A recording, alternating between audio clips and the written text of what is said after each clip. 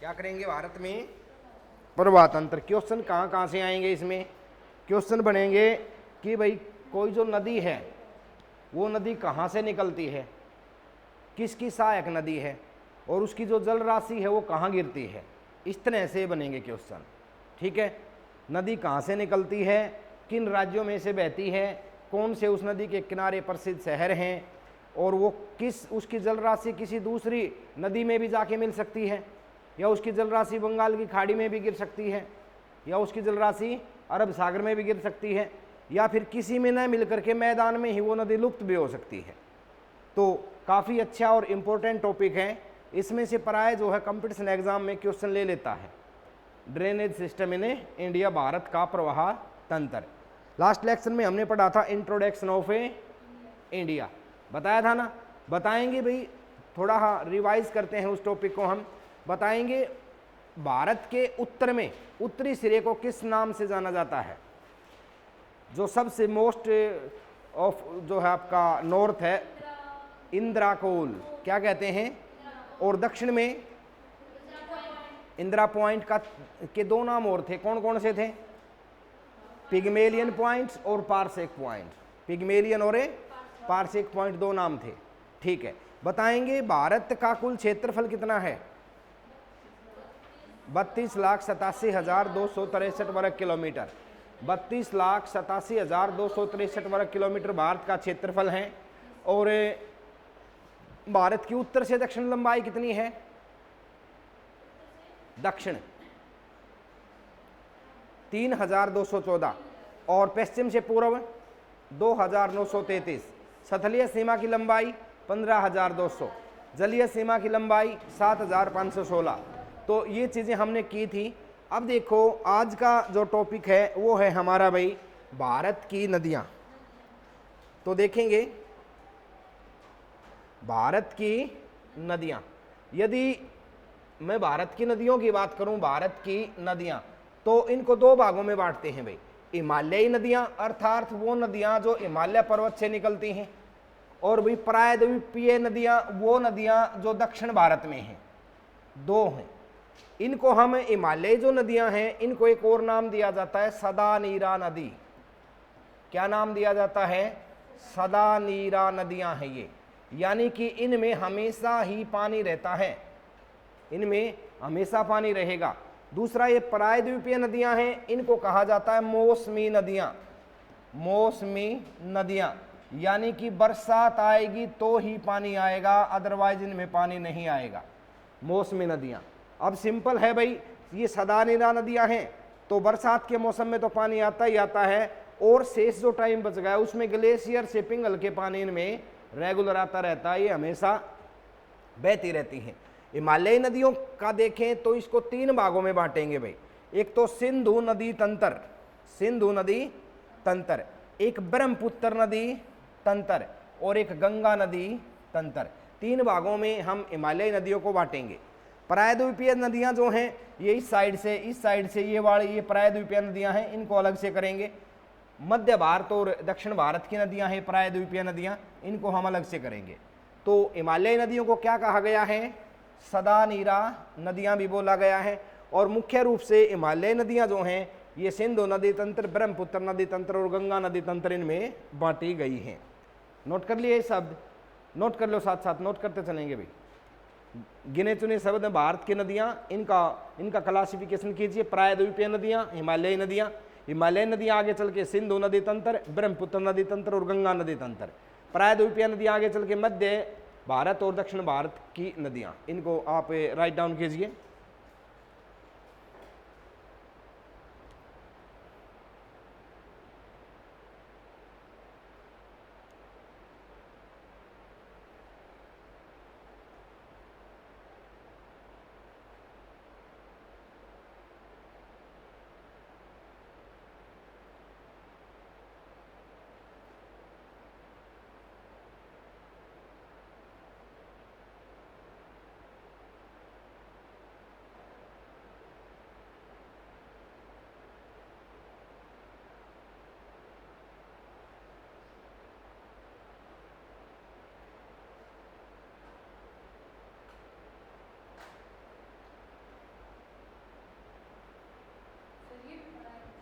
नहीं, इनकी जरूरत नहीं है, बस आप ये लिख लीजिए। लिख लिया, आगे बढ़े भाई। देखो अब यहां से सिंधु नदी तंत्र की मैं बात करूं, ये आपका सिंधु नदी तंत्र, तो देखेंगे सिंधु नदी तंत्र में ये आपका हिमालय पर्वत है। हिमालय पर्वत जो है ना भाई, इसमें ये है मानसरोवर झील। कौन सी झील है? मानसरोवर झील। और इस मानसरोवर झील से आपकी इस पॉइंट से सिंधु नदी निकलती है। सिंधु नदी इस पॉइंट से निकलती है और ये यहाँ से बहती हुई भारत में प्रवेश करती है। भारत से फिर ये पाकिस्तान में प्रवेश करती है और पाकिस्तान से फिर ये ऐसे आकर के आगे चल के ये आपके अरब सागर में गिरती है। इस साइड पता है आपको कौन सा सागर है? अरब सागर। कहाँ गिरती है ये? अरब सागर में गिरती है। अरब सागर में यह नदी गिरती है।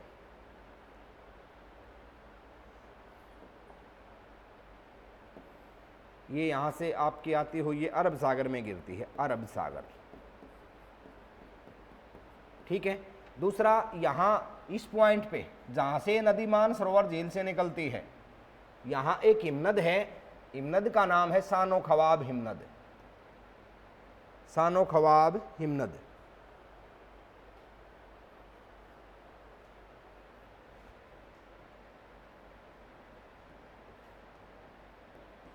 मतलब ग्लेशियर यहां से निकलती है। ठीक है। ये जो है आपका ये सतलुज नदी जो है ना, मानसरोवर झील के पास ही एक छोटी सी और झील है इस पॉइंट के ऊपर भाई, यहां इस पॉइंट के ऊपर, इसको बोलते हैं आपका राकसताल झील। राकसताल झील। यदि बात छोटी क्लासों की है तो हम सतलुज नदी के बारे में कहेंगे कि मानसरोवर झील से निकलती है। सिंधु नदी के बारे में भी कहेंगे मानसरोवर झील से निकलती है। लेकिन यदि थोड़ा सूक्ष्म पूछे तो राकसताल झील मानसरोवर झील के पास ये इस पॉइंट से, और ये आपका सानो खवाब हिमनद से। इसके इधर आगे चल के इस पॉइंट से आपका जो है सांगपो, जिसको हम सांपो भी बोलते हैं, ये नदी निकलती है ब्रह्मपुत्र। इसको हम बाद में करेंगे। तो देखें भाई सिंधु नदी, एक तो ये सिंधु नदी जो है इसके बारे में बता दें, सिंधु नदी जो है ये पाकिस्तान की जीवन रेखा है भाई। बहुत बार पूछा गया है ये प्रश्न, पाकिस्तान की जीवन रेखा कौन सी नदी को कहते हैं? सिंधु नदी को पाकिस्तान की जीवन रेखा कहा जाता है। क्लियर है। और इस सिंधु नदी की जो है सहायक नदियां, एक तो ये आपकी झेलम, एक आपकी चिनाब, और एक आपकी रावी, और एक आपकी व्यास में सतलुज में ही व्यास मिल जाती है आगे चल के, और ये सारी की सारी सिंधु नदी में ही मिलती है। सिंध समझ में आ गया भाई इसका कि कैसे कौन सी नदियां हैं। अब देखो सिंधु नदी उद्गम तिब्बत में स्थित मानसरोवर झील, ये इसका उद्गम है। मुंह आना कहां पर है? अरब सागर। और सहायक नदी कौन कौन सी हैं? झेलम, चिनाब, रावी और व्यास, ये इसकी सहायक नदी है। अब सिंधु नदी 3 देशों में से होकर बहती है, चीन, भारत और पाकिस्तान। चीन का मतलब क्या है? जो तिब्बत वाला क्षेत्र है ना, ये चीन के ही अधीनस्थ है भाई। तिब्बत वाला क्षेत्र किसके अधीनस्थ है? चीन के अधीनस्थ है। और इस क्षेत्र की राजधानी जो है लहासा है। बहुत ज्यादा बार पूछता है ये लहासा। ठीक है। अब देखें सिंधु नदी 3 देशों में से होकर बहती है, चीन, भारत और पाकिस्तान। सिंधु नदी चीन के तिब्बत में मानसरोवर झील से निकलकर भारत के लद्दाख में प्रवेश करती है। ये अपना केंद्र शासित प्रदेश है लद्दाख। पता है आपको जम्मू कश्मीर पहले क्या होता था? राज्य होता था, एक स्वतंत्र राज्य, लेकिन इसके 2 भाग कर दिए भाई, जम्मू कश्मीर और लद्दाख। अब ये 2 केंद्र शासित प्रदेश हैं। तो लद्दाख वाले क्षेत्र में यह प्रवेश करती है। और बता दें लद्दाख सबसे बड़ा केंद्र शासित प्रदेश भी है। लद्दाख जो है सबसे बड़ा केंद्र शासित प्रदेश है। प्रवेश करती है, फिर यहाँ से पाकिस्तान होते हुए अरब सागर में गिरती है। सिंधु नदी तंत्र में 2 नदियाँ तिब्बत में आती हैं, सिंधु और सतलुज। जो सिंधु नदी है नदी तंत्र का मतलब कंप्लीट सिंधु नदी तंत्र, उसमें सतलुज और सिंधु 2 नदियाँ जो है वो तिब्बत से आती हैं। सिंधु नदी के दाएं तट पर भारत का लेह शहर स्थित है। अब लेह राजधानी भी है लद्दाख की। जो लद्दाख है उसकी राजधानी क्या है? लेह है। अब पूछ सकता है लेह किस नदी के किनारे है? तो किस नदी के किनारे बता देंगे? इसको भी लिख लो, ये इस कंप्लीट इस पॉइंट को चित्र बनाने की जरूरत नहीं है, वैसे इसको लिख लो। मुहाना का मतलब होता है जहां पर नदी का पानी दूसरी जल राशि में मिले। मुहाना कोई दूसरी नदी भी हो सकती है, खाड़ी भी हो सकती है, महासागर भी हो सकता है, सागर भी हो सकता है। अब जैसे कि मान लिया ये आपकी झेलम नदी है, इसका मुहाना तो यहाँ पर चिनाब में ही है, चिनाब नदी में ही है। रावी नदी का मुहाना भी किस में है? चिनाब में ही है। इधर व्यास नदी का मुहाना सतलुज में है, और इसका आपका चिनाब का आगे चल के सतलुज में है, और ये सारी नदियां इकट्ठी होकर फिर पाकिस्तान सिंधु नदी में मिलती हैं। ये मुहाने तो हैं।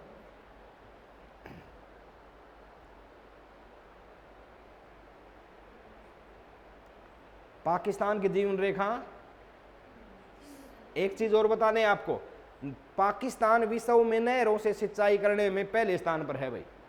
वो कौन सा देश है जिसमें सबसे अधिक नहरों से सिंचाई होती है? पाकिस्तान है। क्या राजधानी है पाकिस्तान की? इस्लामाबाद।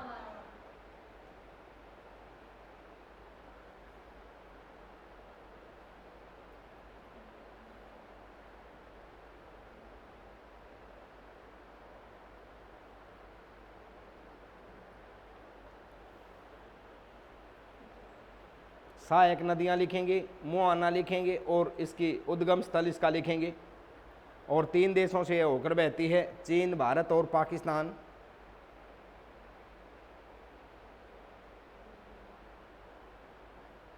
मानसरोवर झील से निकलती है। पॉइंट है कि भी कौन सा? सानो खवाब हिमनद।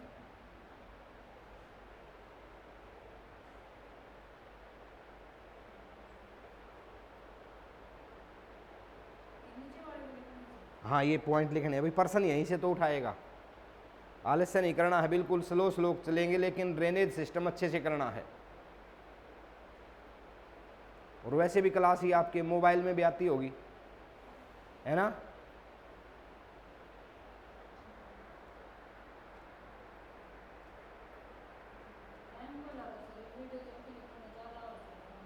टाइम लगता है, लेकिन चीज़ें स्थायी हो जाती हैं, चीज़ें स्थायी हो जाती हैं भाई।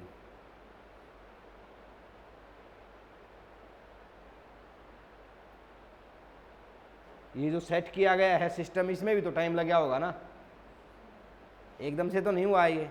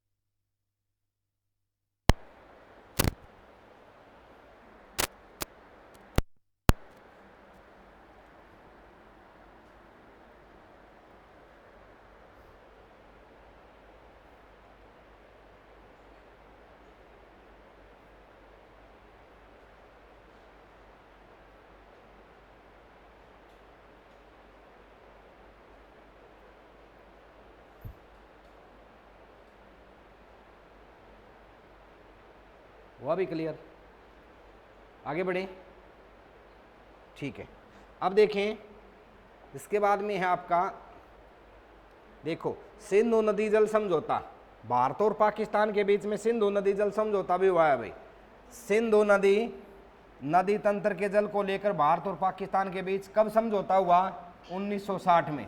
ये प्रश्न बहुत महत्वपूर्ण है, कई बार पेपर में पूछा गया है कि भारत और पाकिस्तान के बीच में सिंधु नदी जल तंत्र जो है उसमें पानी में समझौता कब हुआ? 1960 में।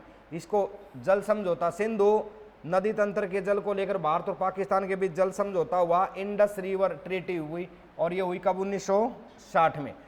इस संधि पर भारत के तत्कालीन प्रधानमंत्री जवाहरलाल नेहरू, अब पता है आपको 1960 में पंडित जवाहरलाल नेहरू प्रधानमंत्री थे, और पाकिस्तान के तत्कालीन राष्ट्रपति अयूब खान ने दस्तखत किए। क्लियर?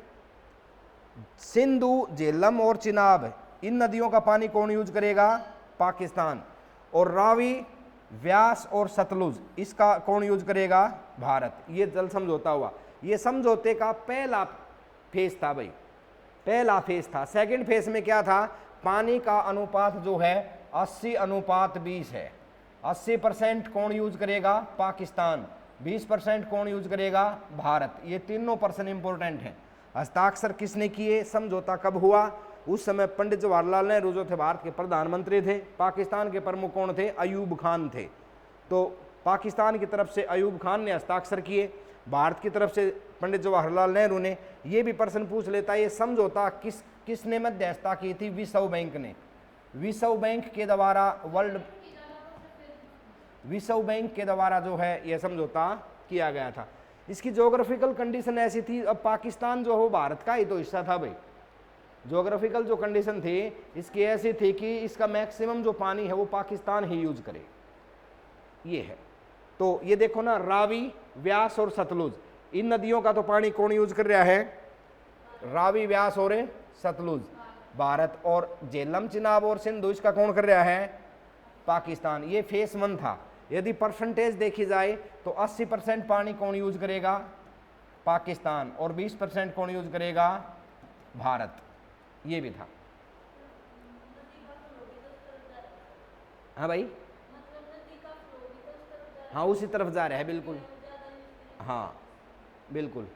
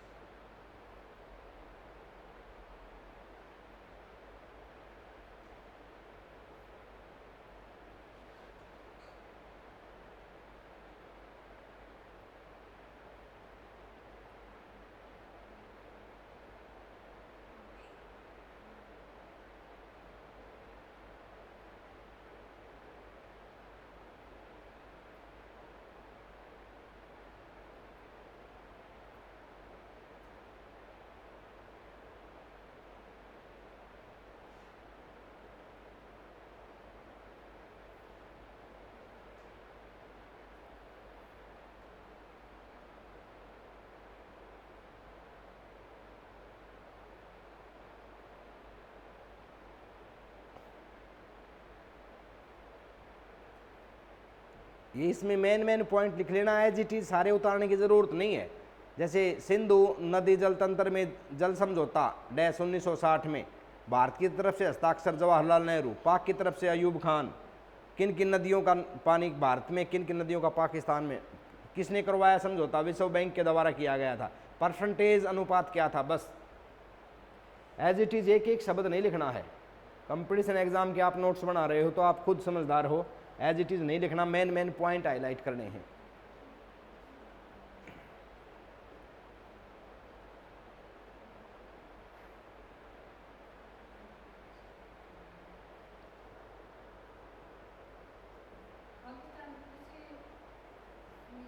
अयूब खान। क्या? ये भारत, हाँ ये दूसरा फेज था समझौते का।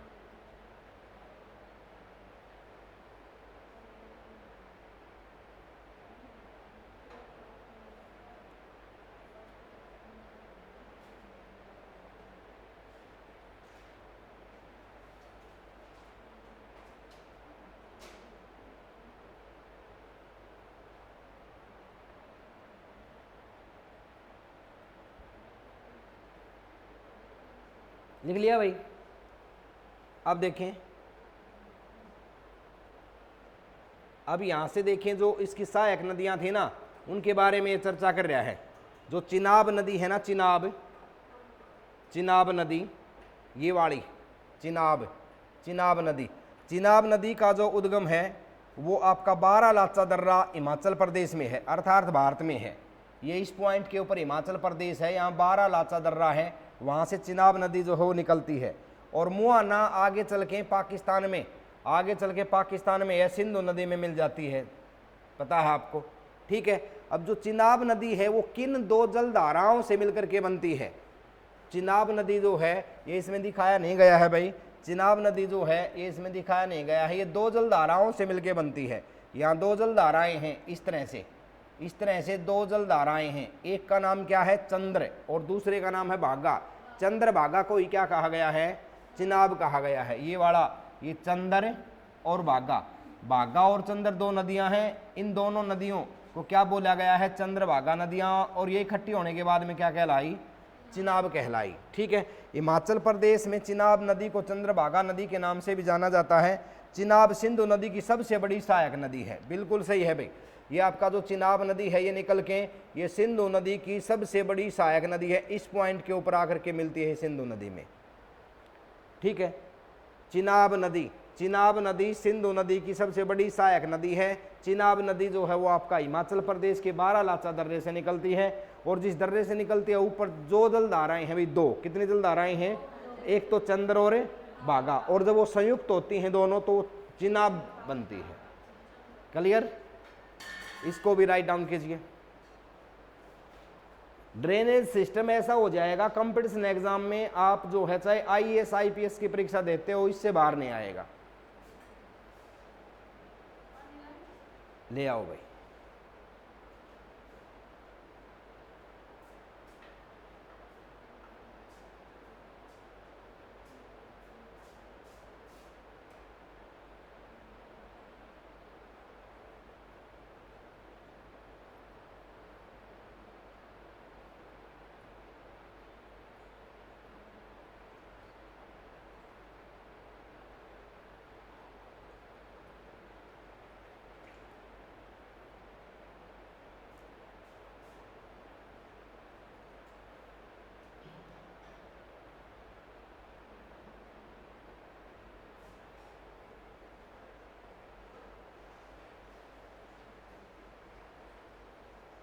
ये कौन सा देश है भाई, नेपाल। क्या राजधानी है इसकी, काठमांडू।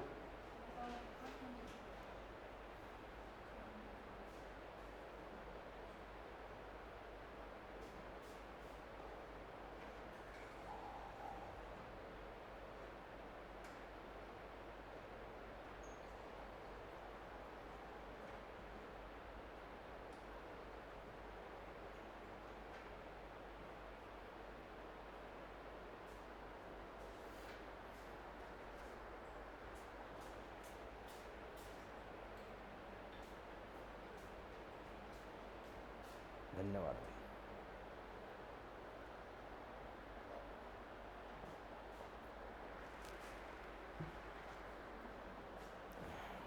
क्लियर हुई, आगे बढ़े।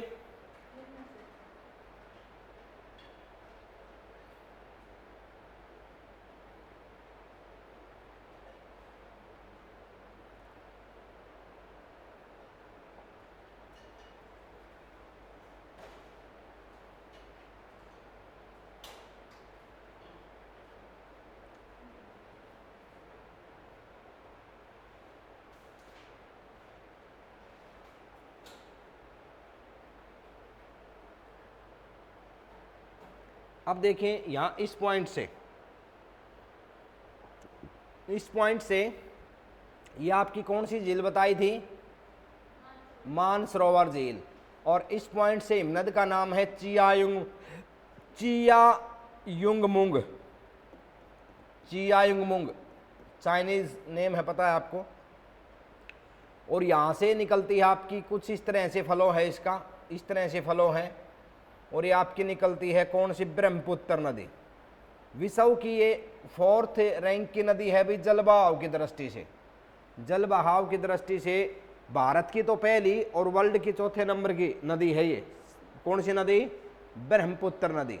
तो ब्रह्मपुत्र नदी तंत्र के बारे में देखें। ब्रह्मपुत्र नदी तंत्र, ब्रह्मपुत्र नदी भी तिब्बत के मानसरोवर झील के पास से निकलती है। यह नदी 3 देशों में, चीन, भारत और बांग्लादेश में बहती है। ब्रह्मपुत्र की कुल लंबाई 2900 किलोमीटर है, पर भारत में इसकी लंबाई 916 किलोमीटर है। ब्रह्मपुत्र भारत की सबसे चौड़ी नदी है, और ब्रह्मपुत्र के अन्य नाम, तिब्बत में इसको सांगपो भी कहते हैं, यारलुंग सांगपो तिब्बत में कहते हैं। अरुणाचल प्रदेश में दिहांग कहते हैं, जगह का नाम भी है दिहांग इस नदी के कारण से। असम में इसको ब्रह्मपुत्र कहते हैं, और बांग्लादेश में इसको जमुना कहते हैं। ये बांग्लादेश में भी बहती है। ये बीच में आपका बांग्लादेश आ गया। ये यहाँ से मैंने कौन सा देश बताया था, नेपाल बताया था, और यहाँ सिक्किम आकर के, और ये इस जगह आपका भूटान है, भूटान देश है, और ये आपका बांग्लादेश है। तो देखें, इसको राइट डाउन कीजिए भी। ब्रह्मपुत्र नदी भी तिब्बत के मानसरोवर झील से निकलती है, के पास से निकलती है। यह नदी 3 देशों चीन, भारत और बांग्लादेश में बहती है। नदी की कुल लंबाई 2900 किलोमीटर है। और भाई आपका भारत में इसकी लंबाई 916 किलोमीटर है। और ब्रह्मपुत्र भारत की सबसे चौड़ी नदी है। ब्रह्मपुत्र नदी के अन्य नाम तिब्बत में इसको सांगपो या तिब्बत कहें या चीन कहें, चीन में या तिब्बत में इसको क्या बोलते हैं, सांगपो, या सांपो भी मिल जाता है एग्जाम में। सांपो मतलब सांप जो होता है ना, सांप की आकृति की तरह से बहती है, तो इसको सांपो नाम दिया गया है। असम में ब्रह्मपुत्र, एक चीज और, असम में इस नदी पर जो है सबसे बड़ा नदी द्वीप है भाई, सबसे बड़ा नदी द्वीप असम में इस नदी पर विश्व का सबसे बड़ा नदी द्वीप है, और उसका नाम है मांजुली। मांजुली नाम है उसका। छोटा भी यहीं पर है, विश्व का सबसे छोटा नदी द्वीप। देखिए, द्वीप की चर्चा नहीं है यहाँ पे, नदी द्वीप की चर्चा है। छोटा नदी द्वीप भी यहीं पर है, असम में ही। उसका नाम है उमानंदा, उमानंदा। और यहाँ पर इस पॉइंट पर, यहाँ पर सुंदरवन डेल्टा है पश्चिम बंगाल में, विश्व का सबसे बड़ा डेल्टा। डेल्टा क्या होता है, विश्व का ना डेल्टा कोई भी 2 नदी हो सकती है, सिंगल हो सकती है। विश्व का सबसे बड़ा डेल्टा, सबसे बड़ा डेल्टा, विश्व का सबसे बड़ा डेल्टा। देखिए डेल्टा क्या होता है समझिए। जब नदी अपने साथ रेत मिट्टी कण लेके आती है ना, तो मुहाने के ऊपर उनको जमा कर देती है। अब मुहाने के ऊपर रेत मिट्टी कण जमा हो गए तो उससे एक क्षेत्र का निर्माण होता है, वही डेल्टा है भाई। तो सबसे बड़ा डेल्टा कौन सा, सुंदरवन डेल्टा। ये नदी बनाती है, गंगा भी इसके साथ बनाती है, इसी डेल्टा का निर्माण करती है, सुंदरवन डेल्टा। ये विश्व का सबसे बड़ा डेल्टा है, सुंदरवन डेल्टा। या नदी द्वीप होता है नदी के बीच का भूभाग, टापू टाइप में। हाँ, यहाँ पर सुंदरवन डेल्टा में भी लोग रहते हैं, और ये इनका एक प्राकृतिक दृष्टि से महत्व है, पारिस्थितिकी जो है ना, इकोसिस्टम की दृष्टि से महत्व है ये है। तो सुंदरवन डेल्टा, इसका नाम सुंदरवन क्यों पड़ा ये भी पूछ लेता है, क्योंकि यहाँ पर सुंदरी जाति का पेड़ पाया जाता है अधिक मात्रा में। एक जाति है वृक्ष की, उसका नाम है, वृक्ष की जाति का नाम सुंदरी। अब सुंदरी जाति का पेड़ अधिक पाए जाने के कारण से यहाँ पर है। सुंदरवन नेशनल पार्क भी है भाई पश्चिम बंगाल में। और बता दें आपको, यहाँ जो सुंदरवन डेल्टा है, इसमें जो पेड़ पौधे हैं उनको मैग्रोवन कहते हैं, मैग्रोवन यानी कि लवणीय पौधे, मैग्रोवन। प्रश्न आता है ये, सुंदरवन डेल्टा में किस तरह के वन पाए जाते हैं, मैग्रोवन, मैग्रोवन पाए जाते हैं। तो ब्रह्मपुत्र नदी तंत्र में ब्रह्मपुत्र नदी भी भारत तिब्बत के मानसरोवर झील के पास से निकलती है, 3 देशों में से बहती है, 2900 किलोमीटर लंबाई है। उमानंदा, छोटा नदी द्वीप का नाम है उमानंदा, उमानंदा। इसमें कुछ ऐसा है ही नहीं भी जो समझ से परे हो या समझ में नहीं आए, चीजें बिल्कुल आसान करके प्रोवाइड करवाई गई हैं। मेन पॉइंट है आपके।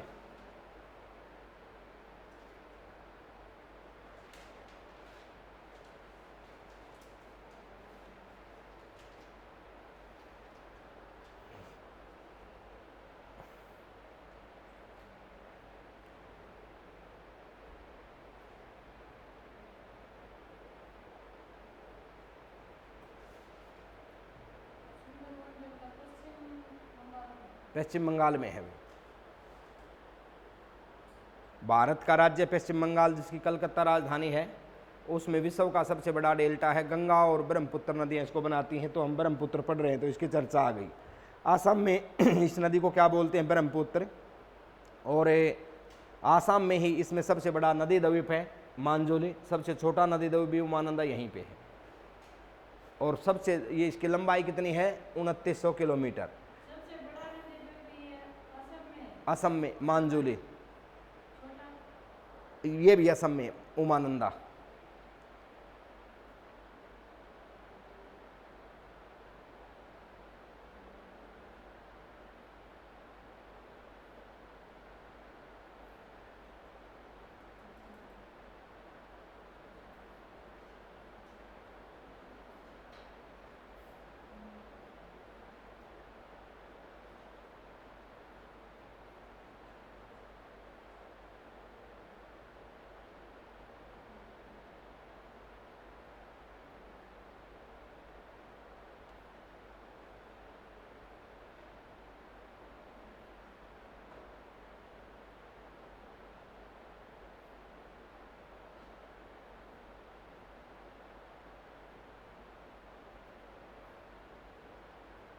ठीक है, अब देखें,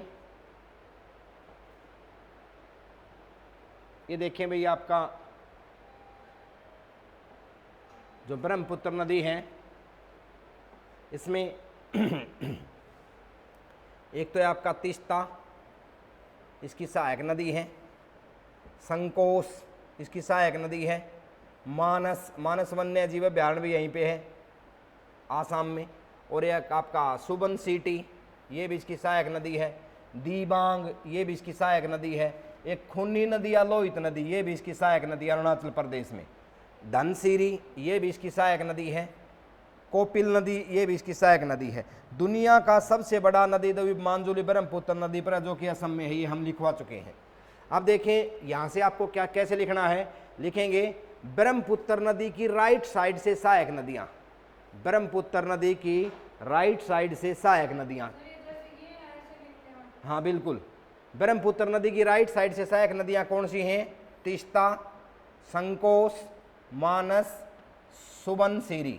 ब्रह्मपुत्र नदी की लेफ्ट साइड से सहायक नदियाँ दिबांग, लोहित नदी, धनसिरी और कोपिल नदी। यहाँ से प्रश्न आया था भाई यहाँ से प्रश्न आया था। खूनी नदी, लोहित नाम ना दे रखा था। खूनी नदी निम्न में से किस नदी की सहायक नदी है, ये प्रश्न पूछा गया था। तो खूनी नदी कह लो या लहू, खून का मतलब क्या होता है? लहू, लहू से ही क्या बना है? लोहित बना है।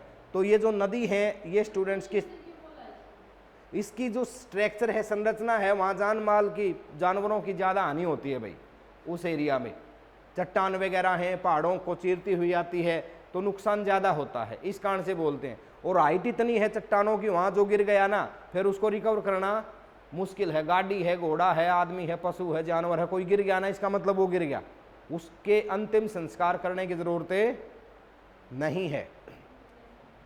तो लेफ्ट साइड से दिबांग, दिबांग, ये भी प्रश्न आता है कि ब्रह्मपुत्र नदी भारत में किस जगह प्रवेश करती है। दिबांग जगह का नाम भी है और आपका नदी का नाम भी है।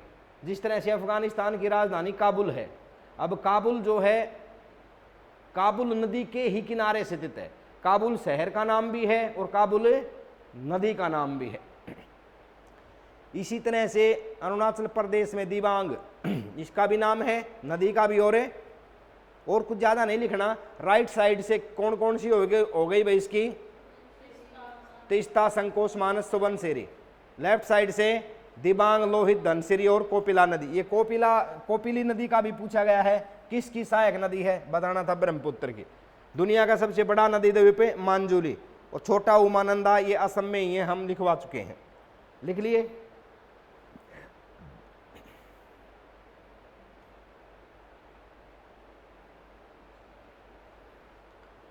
और इसके नाम तो मैं पहले ही बता चुका था ना भाई। बांग्लादेश में जमुना है, इसके बाद में देखो, इसके बाद में है आपका गंगा नदी तंत्र। गंगा नदी तंत्र, उत्तर भारत की नदियों में हम सिंधु नदी तंत्र कर चुके हैं, ब्रह्मपुत्र नदी तंत्र कर चुके हैं। अब हम करेंगे आपका गंगा नदी तंत्र।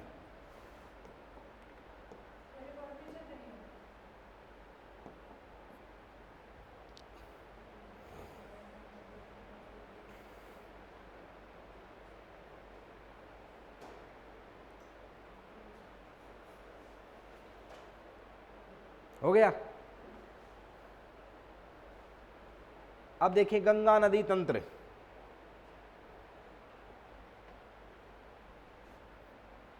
गंगा नदी तंत्र। गंगा नदी भारत की सबसे लंबी नदी है। इसकी कुल लंबाई 25-25 किलोमीटर है।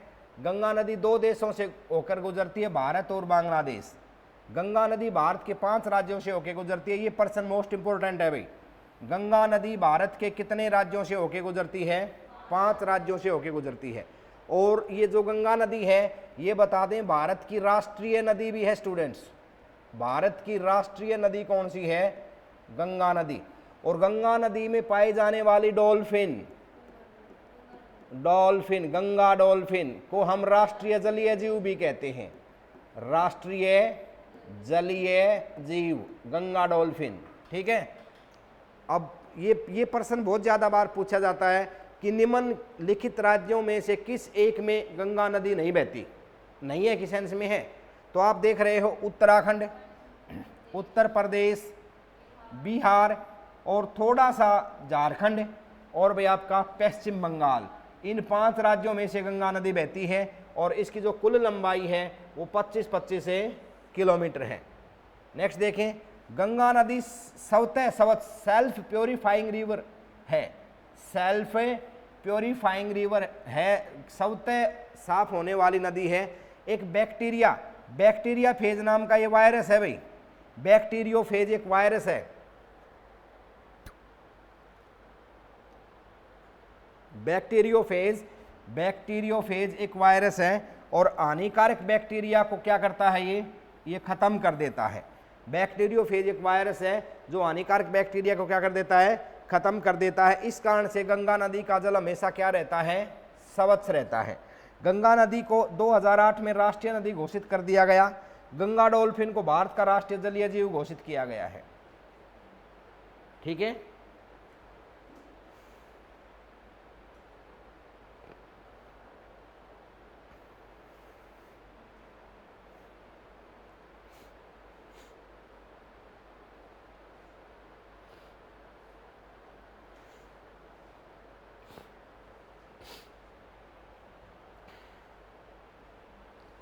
लिख लो आराम से, कोई भी पॉइंट छूटना नहीं चाहिए। जो पॉइंट छूटने थे ना वो काफी अपने आप ही नोट्स बनाते समय ये ड्रॉप किए गए हैं भाई।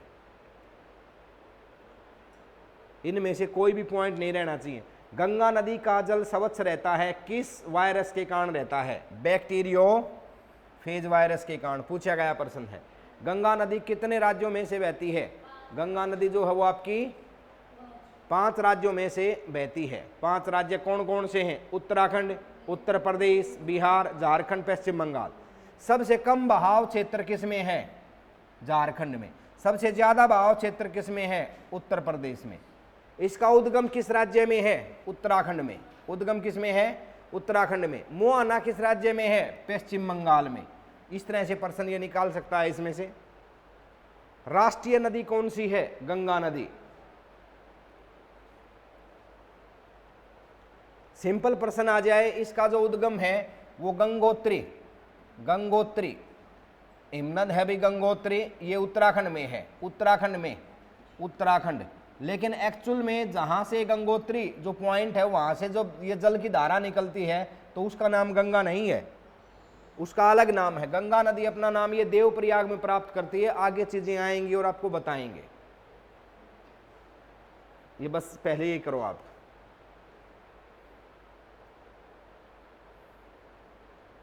खुले खुले लिखना है बिल्कुल। नोट्स आप पढ़ो ना, तैयारी करो, रिवाइज करो तो चीजें समझ में आए। एक बार ही तसल्ली से ऐसा पढ़ लो कि बार बार पढ़ने की आवश्यकता नहीं हो।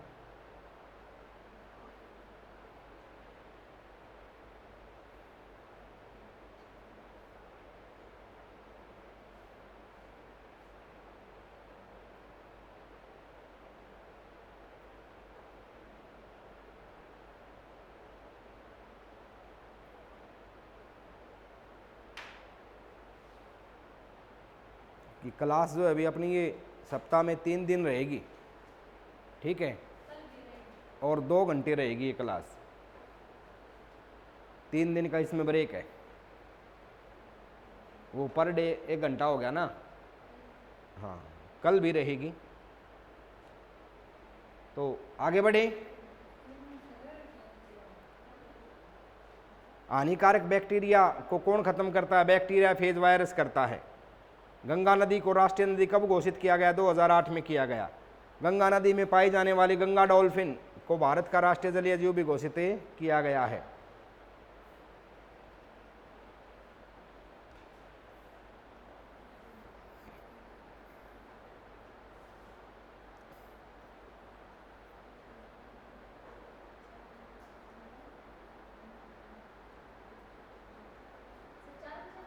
हम्म।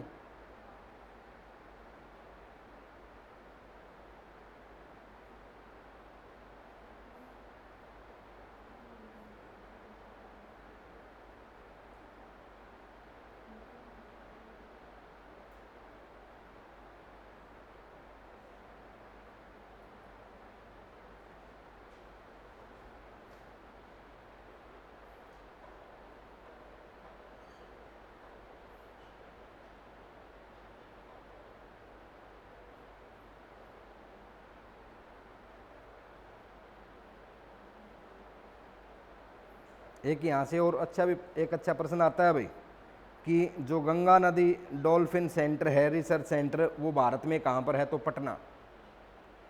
ये आपका इसका डॉल्फिन रिसर्च सेंटर कहाँ बता दिया? पटना, बिहार की राजधानी है ये। आगे बढ़े।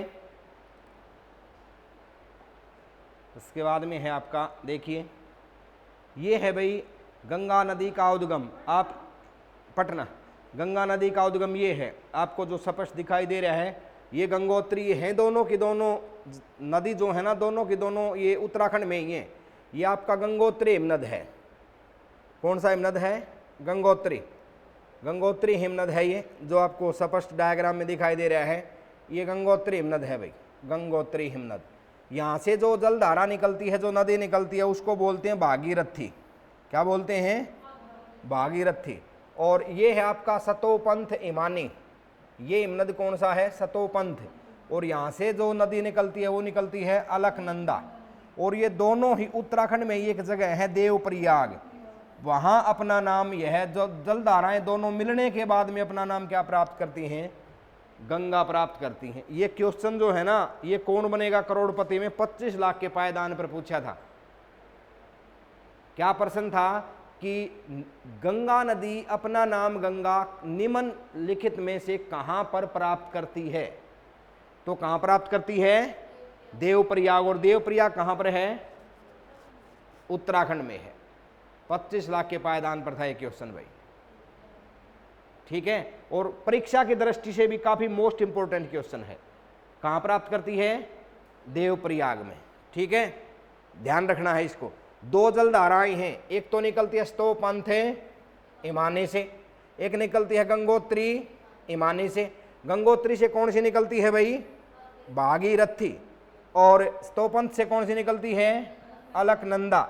और दोनों कहाँ मिलती हैं? देवप्रयाग में। और नाम हो जाता है गंगा नदी। ये जो है आपका देवप्रयाग जो है, इसके अतिरिक्त 4 प्रयाग और भी हैं, आगे आएंगे। इसके अतिरिक्त 4 प्रयाग और भी हैं। विष्णु प्रयाग है, कर्ण प्रयाग है, रुद्र प्रयाग है। और इन पांचों को मिलाकर के पंच प्रयाग बोलते हैं। और आगे इलाहाबाद में है फिर प्रयागराज। समझ गए? इलाहाबाद का नया नाम क्या है? प्रयागराज है। वो भी आगे हम करेंगे। तो ये लिख लिया। बस 2 जलधाराएं बनानी है, 1 2 3 4 5 6, 6 ही शब्द तो लिखने हैं। समझ में आ रहा है ना भाई? और ये सारी जगह कहां पर हैं? ये सारी की सारी जगह है उत्तराखंड। उत्तराखंड की राजधानी क्या है? उत्तराखंड की राजधानी है जी देहरादून। देहरादून राजधानी है। ठीक है, ये इसने मिलता भी दिखाया गया है। ये जो जल है ये इस साइड से, जो आपका राइट साइड से जो पानी आ रहा है, ये कौन सी नदी है? अलकनंदा। और ये जो आपका लेफ्ट साइड से ये कौन सी है? भागीरथी। और ये दोनों का जल मिलके क्या नाम हो गया? गंगा। क्लियर हुई मेरी बात? अब देखिए आगे, मतलब इंडियन ड्रेनेज सिस्टम में आपको गंगा नदी को काफी समय दे करके अच्छे से पढ़ना होगा, क्योंकि परीक्षा की दृष्टि से सबसे मोस्ट इंपोर्टेंट है। एक तो ये राष्ट्रीय नदी होगी, ठीक है, ये है। कुछ भी पूछ सकता है इसमें से पहले वाले में कि कितने राज्यों में से बहती है गंगा नदी? 5 राज्यों में। सबसे ज्यादा बहाव क्षेत्र किसमें है? उत्तर प्रदेश में। एक बात और भी है भाई, आपका थोड़ा कॉमन सेंस की बात है, उत्तर प्रदेश में सबसे ज्यादा बहाव क्षेत्र है, ये चीज क्लियर होगी ना। तो उत्तर प्रदेश में जो जहां से नदी बहती है ना, वहां कौन सी मिट्टी मिलती है? दोमट मिट्टी। और दोमट मिट्टी सबसे अधिक क्या होती है? उपजाऊ होती है। इसी कारण से उत्तर प्रदेश गन्ने के उत्पादन में आगे है, आलू के उत्पादन में आगे है, गेहूं के उत्पादन में आगे है, दूध के उत्पादन में आगे है उत्तर प्रदेश इन फसलों में, क्योंकि वहां पर मिट्टी कैसी है? दोमट मिट्टी है। और फिर गंगा नदी निकल गई तो इसमें से नहरों का भी निष्कासन किया गया है। समझे ना बात को? ये है आपका। इसके बाद में देखें, ये रहा भाई, देखो यहां से इस चैप्टर का जो है सबसे एक तरह से हम रीढ़ की हड्डी माने इस पेज को। गंगोत्री मानी करवाई थी, कौन सी नदी निकली? भागीरथी। स्तोपंथी मानी हो गई थी, कौन सी नदी निकली? अलकनंदा। दोनों देवप्रयाग में मिले और अपना नाम क्या प्राप्त किया? गंगा। मैंने कहा था इससे अलग 4 प्रयाग और हैं, एक तो देवप्रयाग हो गया, तो अलकनंदा में ही रुद्रप्रयाग में नदी मिलती है भाई, मंदाकिनी। कौन सी मिलती है? मंदाकिनी।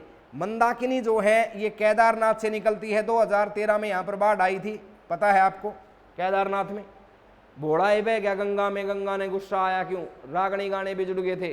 तो यहाँ पर जो है आपका केदारनाथ है ये जगह, और वो मंदिर है जिटीज बच गया था।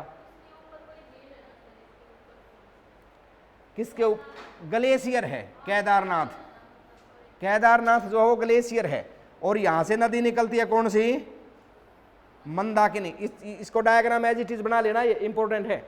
अब यहां मंदाकिनी जो नदी है ये जिस पॉइंट पे मिलती है उसको क्या बोलते हैं? रुद्रप्रयाग। ये बात पेपर में पूछ सकता है कि अलकनंदा नदी में मंदाकिनी किस स्थान पर मिलती है?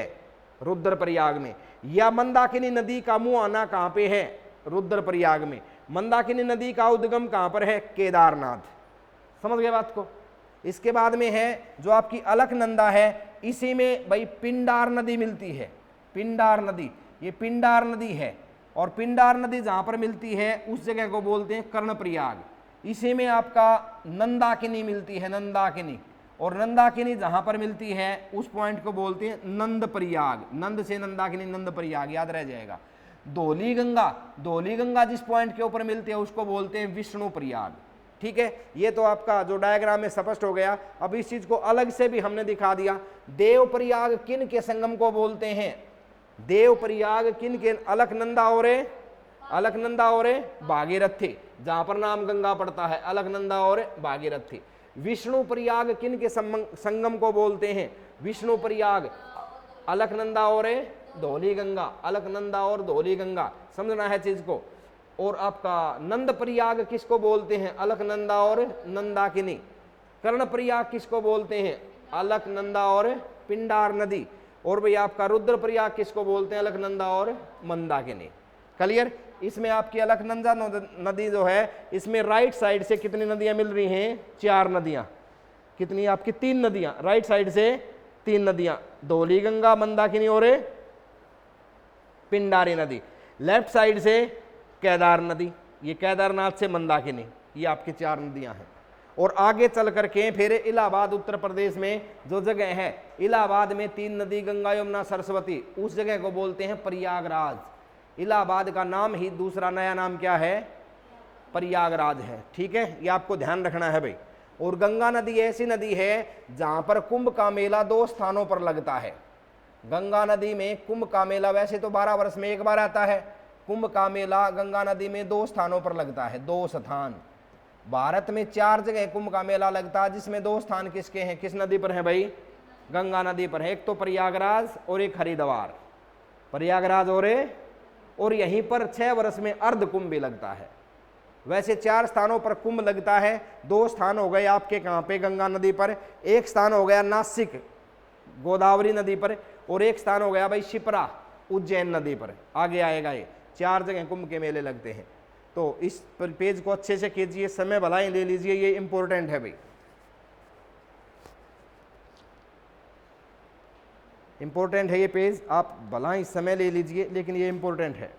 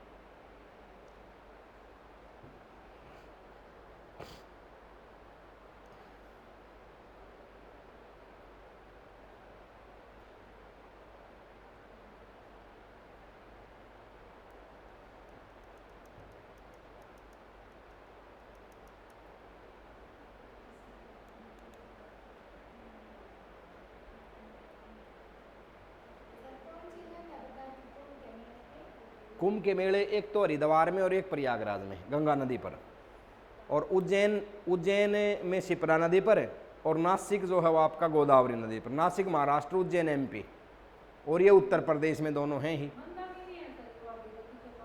ये वाली, हाँ ये मंदाकिनी है जो दोनों के बीच में से आती है, केदारनाथ से निकलती है।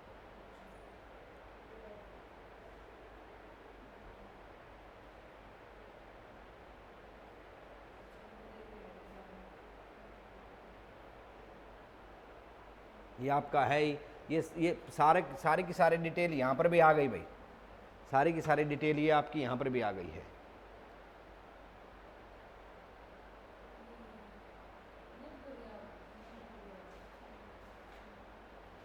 यहाँ से पर्सन जरूर आएगा। नेशनल जीके का ड्रेनेज सिस्टम ऑफ इंडिया का ये महत्वपूर्ण पेज है। आगे बढ़े, लिख लो क्या। हाँ ये वाली, ये तो जिसने ये बना लिया ना, इसी से ये बनी है, ठीक है। हाँ क्या, कुंभ का मेला हरिद्वार और प्रयागराज गंगा नदी पर, और अर्ध कुंभ भी यहीं पर। एक्चुअल में जो कुंभ का मेला है ना, इसका थोड़ा नोट कर लो भाई। एक तो है एमपी में है आपका जगह है उज्जैन, और नदी का नाम है शिप्रा, ठीक है। एक है आपका महाराष्ट्र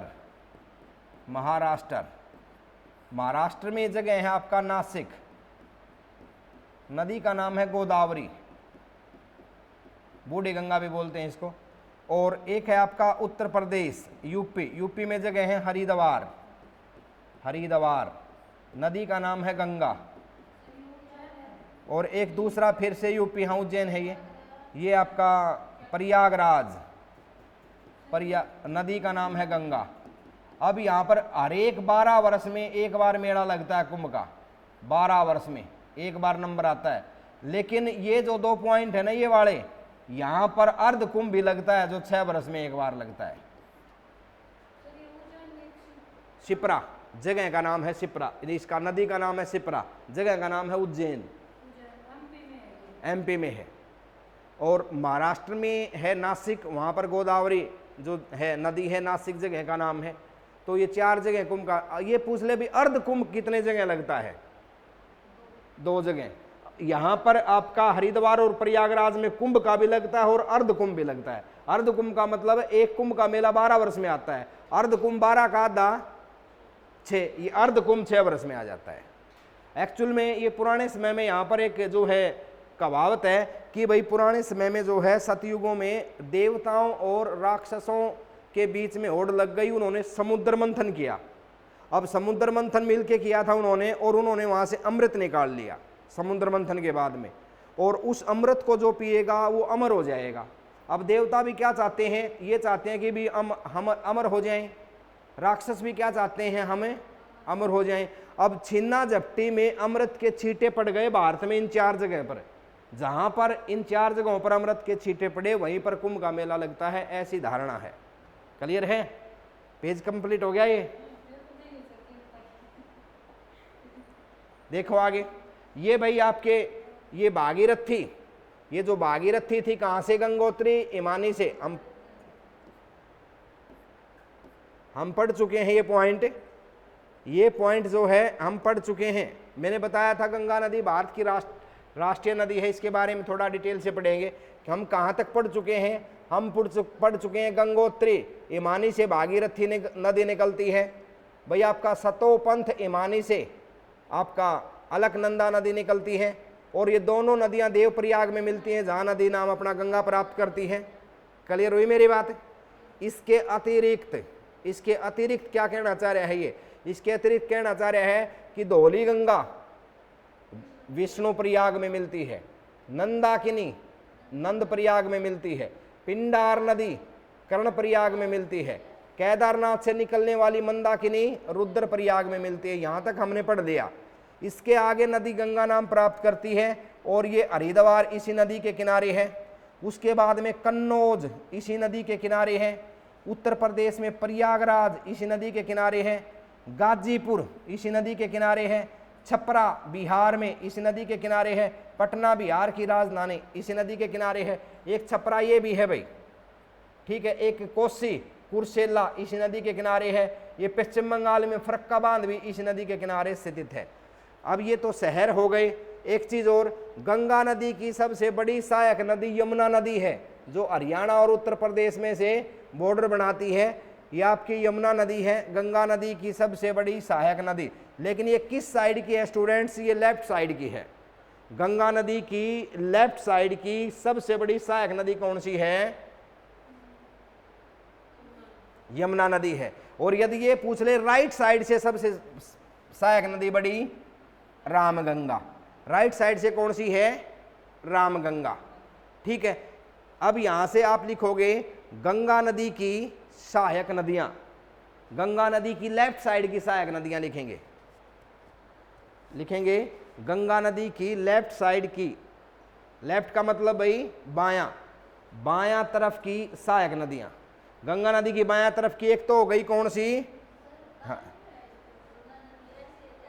नहीं, ये है ना, ये ऐसे है, ये है, ये लेफ्ट हो गया, ये राइट हो गया। ठीक है। अब देखें इसके बाद में, देखो हम पहले हम जो बायां करेंगे तो भाई आपका, हाँ ये लेफ्ट है भाई। हाँ ये आपका ये कैसा है? हाँ बिल्कुल। तो देखें, हाँ लिखो, क्या लिखेंगे भाई? आपकी गंगा नदी की लेफ्ट साइड की सहायक नदियाँ, ये आपका राइट हो गया ना, इसकी लेफ्ट साइड की सहायक नदी। तो लेफ्ट साइड की सहायक नदी एक तो क्या हो गई? यमुना, जो सबसे लंबी सहायक नदी है। उसके अतिरिक्त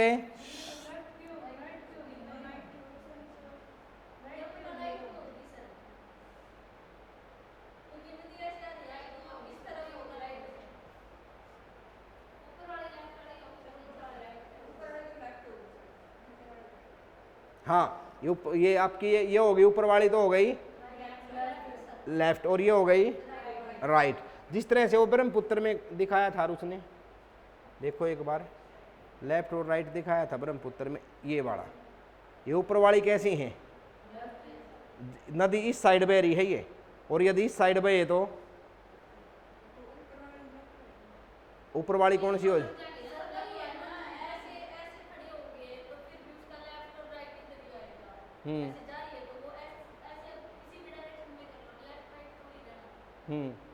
तो ये साइड कौन सी बता रहे हो आप? और ये वाली, ठीक है, ये ऐसे है, ये लेफ्ट है। हाँ, तो हम क्या लिखेंगे? ये दायां साइड की नदी, दायां साइड की नदी। तो यमुना नदी एक तो हो गई यमुना नदी भाई, ये आपकी राइट की, यानी कि दायां। अब राइट, ये यमुना नदी जो है आपका, यमुना नदी जो है, ये यमुना नदी प्रयागराज इलाहाबाद में मिलती है, और गंगा नदी की सबसे बड़ी सहायक नदी है ये, राइट साइड से। अब यहां पे देखो केन, बेतवा, चंबल, केन, बेतवा और चंबल, ये किसकी सहायक नदी है? हाँ बिल्कुल है, यमुना नदी की सहायक नदी है। केन, बेतवा और चंबल किसकी हैं? यमुना नदी की सहायक नदी है। और यमुना नदी आगे चल के किसकी सहायक नदी है? आपकी गंगा नदी की सहायक नदी है। एक है भैया आपका सोन नदी, ये अमरकंटक की पहाड़ियों से निकलती है और पटना में मिलती है, ये भी गंगा नदी की सहायक नदी है। दूसरा है आपका ये आपका दामोदर नदी, ये हुगली की सहायक नदी है। ठीक है, अब यहां से देखो, अब करेंगे हम कौन सी साइड से? तो राइट साइड से होगी। अब लेफ्ट साइड से देखें, एक तो रामगंगा, एक गोमती, एक घाघरा। अब घाघरा जो नदी है ये आगे चल के दो जलधाराएं से मिलके बनती है, शारदा और घाघरा। शारदा काली नदी भी बोलते हैं इसको, और इसको कर्णाली नदी बोलते हैं। इसके बाद में छपरा बिहार में ये जगह है, यहाँ ये गंडक नदी आती है। और बिहार में कुर्सेला नामक स्थान पर कोसी नदी, इसको बिहार का शोक बोलते हैं, बिहार का शोक। ये दार्जिलिंग की पहाड़ियाँ दिखाई गई हैं भाई, हिमाचल, ये पश्चिम बंगाल में है दार्जिलिंग जगह चाय पत्ती के उत्पादन के लिए। ठीक है, और यहाँ से जो है आपका ये महानदी आती है, और यहाँ फरक्का बांध है पश्चिम बंगाल में। बहुत ज़्यादा बार पूछता है फरक्का बांध किस जगह से स्थित है? पश्चिम बंगाल में। ठीक है, और यहाँ एक जलधारा तो आ गई आपकी कलकत्ता की तरफ, हुगली जो है ना, कलकत्ता हुगली नदी के किनारे है। और दूसरी चली गई पद्मा, ये बांग्लादेश में चली गई। पद्मा भी गंगा का ही नाम है, लेकिन कहाँ पर है? बांग्लादेश में है। ये प्रश्न पूछा गया था कि बांग्लादेश में गंगा नदी को किस नाम से जानते हैं? तो बांग्लादेश में गंगा नदी को पद्मा के नाम से जानते हैं। आगे दो जलधाराएं आ गई है, आगे चल के एक तो भारत में ही आ गई और एक ये चली गई बांग्लादेश में। अब हुगली नदी के किनारे पश्चिम बंगाल की राजधानी कलकत्ता से स्थित है। ठीक है, यहाँ पर एक बांध भी है, ब्रिज है यहाँ पर फेमस आपका आवड़ा ब्रिज, जो एक लीवर पुल है, बीच में पिलर नहीं है नीचे, वो ऐसे खुलता है, पुराने समय में ऐसे खुल जाता था। जहाज नीचे से निकल गया और फिर बंद हो गया, आवागमन शुरू हो गया, जहाज आया फिर खुल गया। वो एक है भाई एटम, उसको की थी, उसकी चाबी थी, अब तो वो पैरेलल ही रहता है, तो की थी उसकी पहले अंग्रेजों के समय में। वो एक मूवी आई थी इसकी आपकी धूम 3, उसमें दिखाया गया है लिवरपूल कैसा होता है। तो ये है आपका, क्लियर हुआ भाई? यहाँ पर समय आप ले सकते हो, यहाँ तक तो पढ़ ही लिया था। अब आगे जो है आपकी राइट साइड की नदियाँ कितनी हो गई? यमुना, सोन और आपकी ये दामोदर। इसके अतिरिक्त आपकी लेफ्ट साइड में कितनी होगी? रामगंगा, गोमती, घाघरा और आपका गंडक और कोसी और महानदी।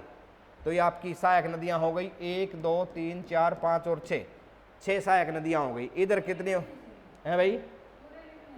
हाँ, यहाँ से प्रश्न आ सकता है अभी, कहीं से भी, यहाँ से इस पेज से भी कहीं से भी प्रश्न आ सकता है। हाँ, मोस्टली नहीं, पहाड़ी वगैरह नहीं लिखनी। मोस्टली प्रश्न क्या पूछेगा? ये नदी सहायक नदी, गंगा नदी की सहायक नदी है, किस साइड की है, ये पूछेगा बस। हाँ, उगली तो ये मुख्य जलधारा है ना, यही आगे चल के फरक्का बांध से आगे दो जलधाराएं होगी। बांग्लादेश में गई हुआ तो पद्मा कहलाई, और भारत में है वो उगली कहलाई। ठीक है, ये है। हाँ, सोन और यमुना। हाँ, यमुना नदी की सहायक नदियां केन, बेतवा, चंबल। हाँ, और तो सारी जो है इसकी आपकी लेफ्ट साइड की ही है। आगे बढ़े, कर लिया। इसके बाद में देखें, इसके बाद में देखो भाई, ये पद्मा आ गई थी, पद्मा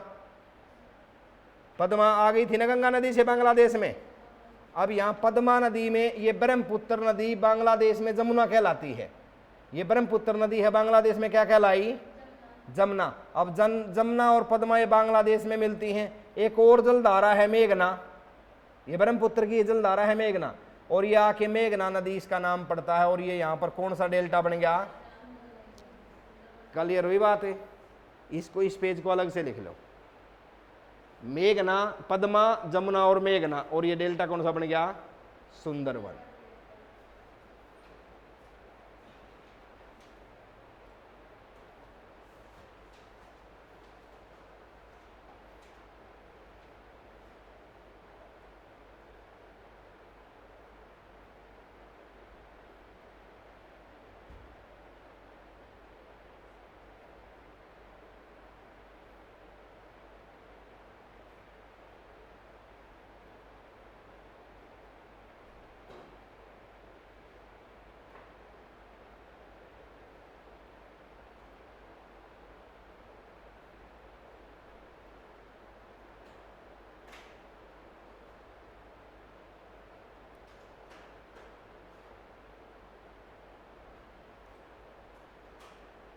क्लियर हुई बात है? सर मेरा एक और है क्या?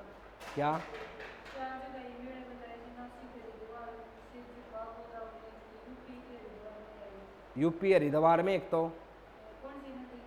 गंगा नदी, यूपी में दोनों जगह गंगा नदी पर ही है। एक और है सर, एक और है लास्ट वाला। एक आपका महाराष्ट्र में है, नासिक और ये तो गोदावरी। हम भी उज्जैन वाली में होगी। हाँ, रह के गया फिर। एक और है सर। चार नहीं, 4 जगह कुंभ के मेले बताए थे हाँ आपका। एक तो 2 तो भरते हैं गंगा नदी के तट पर, एक तो हरिद्वार में, एक प्रयागराज में, हाँ। और एक भरता है आपका गोदावरी नदी पर महाराष्ट्र में। यूपी हरिद्वार प्रयागराज। हाँ, यूपी और आपका हरिद्वार। हरिद्वार तो इसमें पड़ गया ना भाई? हाँ ये तो होगी। हाँ, उत्तराखंड में। महाराष्ट्र है, नासिक में गोदावरी। हाँ, एक शिप्रा।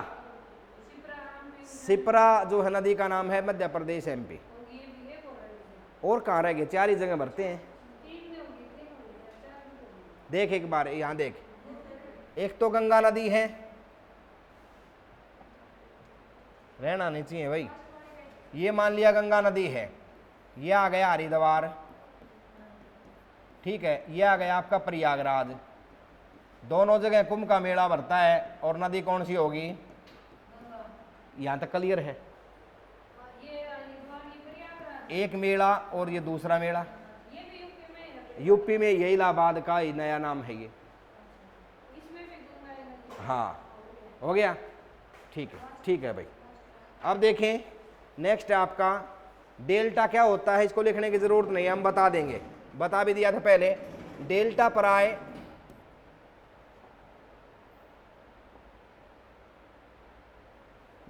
प्राय उस भूभाग को कहा जाता है जो नदी द्वारा लाए गए अवसादों के सचयन से निर्मित होता है। विशेषता नदी के मुहाने पर जहाँ वह किसी समुद्र में गिरती है, इस भूभाग का आकार साधारणतः त्रिभुज जैसा होता है। ये जो आपको दिखाई दे रहा है ना भाई, ये वाला ये डेल्टा है, ये वाला जो है ये आपका डेल्टा है। और ये विश्व का सबसे बड़ा डेल्टा सुंदरबन डेल्टा, ठीक है। ये था, लिखने की जरूरत नहीं, बता चुके हैं। अब देखो भाई, अब चर्चा हम कर रहे हैं प्रायद्वीपीय भारत की नदियां। क्या करेंगे अब? प्रायद्वीपीय भारत की नदियां। तो देखें, प्रायद्वीपीय भारत की नदियों को हम 2 भागों में बांटते हैं। एक तो वो नदियां जो बंगाल की खाड़ी में गिरती हैं, और एक वो नदियां जो अरब सागर में गिरती हैं। अब बंगाल की खाड़ी में गिरने वाली नदियां देखिए, एक तो कावेरी, कृष्णा, गोदावरी, महानदी, और आपका ये ब्राह्मणी। ये नदियां हैं इस साइड 5 फेमस, और इस साइड जो है आपकी नर्मदा और ताप्ती, ये हैं भाई। ये इस साइड की 2 हैं, लेकिन इसमें अतिरिक्त भी कुछ एक नदियों के बारे में बताया गया है। और पहले तो बहुत कम प्रश्न आता था, लेकिन आजकल वो छोटी नदियों के बारे में प्रश्न दे देता है पेपर में। तो जो दक्षिण भारत में है, मान लिया ये आपका दक्षिण भारत है, ये आपका इधर कौन सा सागर है? अरब सागर। और इधर कौन सी खाड़ी है? बंगाल की खाड़ी, ठीक है। इनमें कौन कौन सी नदियां गिरती हैं? तो लिखेंगे प्रायद्वीपीय भारत की नदियां, और पहले आप इसमें बंगाल की खाड़ी की कर रहा है या ये अरब सागर की देख लेंगे एक बार। प्रायद्वीपीय नदियां, हिमालय नदियां का उद्गम हिमालय से होता है, हिमालय से ये इसने। हाँ, दक्षिण भारत की नदियों को 2 भागों में बांटा जाता है, बंगाल की खाड़ी में गिरने वाली और अरब सागर में गिरने वाले। इस पेज को ले लीजिए भाई। दक्षिण भारत की नदियों को कितने भागों में बांटा जाता है? दक्षिण भारत की नदियों को 2 भागों में बांटा जाता है, एक तो अरब सागर की नदी और एक आपकी बंगाल की खाड़ी में गिरने वाली नदी। अरब सागर की नदी देखें तो एक तो आपकी साबरमती है, फिर आपकी माही है, उसके बाद में नर्मदा है, उसके बाद में ताप्ती है, उसके बाद में मांडवी है, जुआरी नदी है, श्रावती नदी है, गंगावेली नदी है, और पेरियार नदी है, केरल में है ये, और भरतपूजा नदी है। ये 10 तो नदी होगी अरब सागर में गिरती हैं। उसके अतिरिक्त सवर्ण रेखा, ये दामोदर नदी, सवर्ण रेखा नदी, वैतरणी नदी, ब्राह्मणी नदी, महानदी, गोदावरी नदी, कृष्णा नदी, कावेरी नदी और आपका पेन्नार नदी, बेगई नदी और आपकी ताम्रपाणी नदी। ये 11 नदियां हो गई बंगाल की खाड़ी में गिरने वाली। जितनी डिटेल हम गंगा नदी तंत्र, ब्रह्मपुत्र नदी तंत्र और भी आपका सिंधु नदी तंत्र के बारे में हमने जितनी डिटेल से बात की, उतने डिटेल से इन नदियों के बारे में बात नहीं करेंगे, केवल इनका उद्गम और मुहाना ही करेंगे। ठीक है, इनमें से आपकी 7 नदियां ही ज़्यादा फेमस हैं, 21 नदियां होंगी टोटल, 7 ही ज़्यादा फेमस हैं भाई। तो ये अरब सागर वाली नदियां, अब यहाँ से ये इस तरह से पूछेगा, निम्नलिखित नदियों में से कौन सी नदी अरब सागर में गिरती है या कौन सी नदी बंगाल की खाड़ी में गिरती है। तो इस टेबल को आप एक बार लिख लीजिए। बंगाल की अरब सागर वाली कौन सी होगी? साबरमती, माही, नर्मदा, ताप्ती, मांडवी, जुआरी, शरावती, गंगावेली, पेरियार, भरतपूजा। बंगाल की खाड़ी की दामोदर, स्वर्णरेखा, वैतरणी, ब्राह्मणी, महानदी, गोदावरी, कृष्णा, कावेरी, पेन्नार, वैगई, ताम्रपाणी। ठीक है, इनको बस नाम लिख लीजिए बस इनका। बंगाल की खाड़ी में, अरब सागर की खाड़ी में। दक्षिण भारत की नदियों को 2 भागों में बांटते हैं, बंगाल की खाड़ी की नदी और अरब सागर की नदी।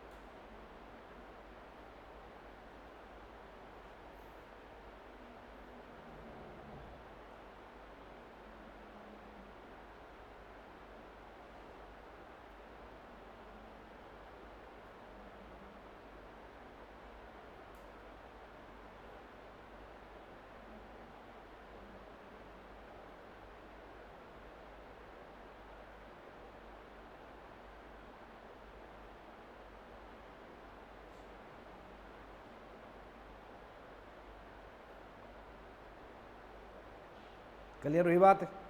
लिख लिया? क्या? पेन्नार, पेन्नार, कावेरी के नीचे पेन्नार है ये।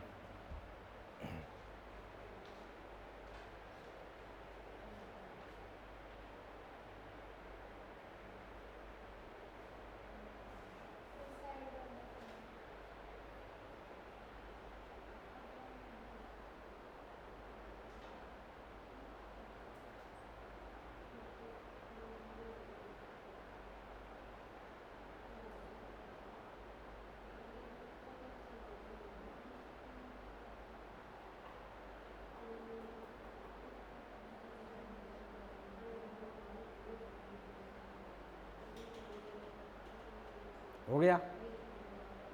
लिख लिया ना? अब देखें भाई,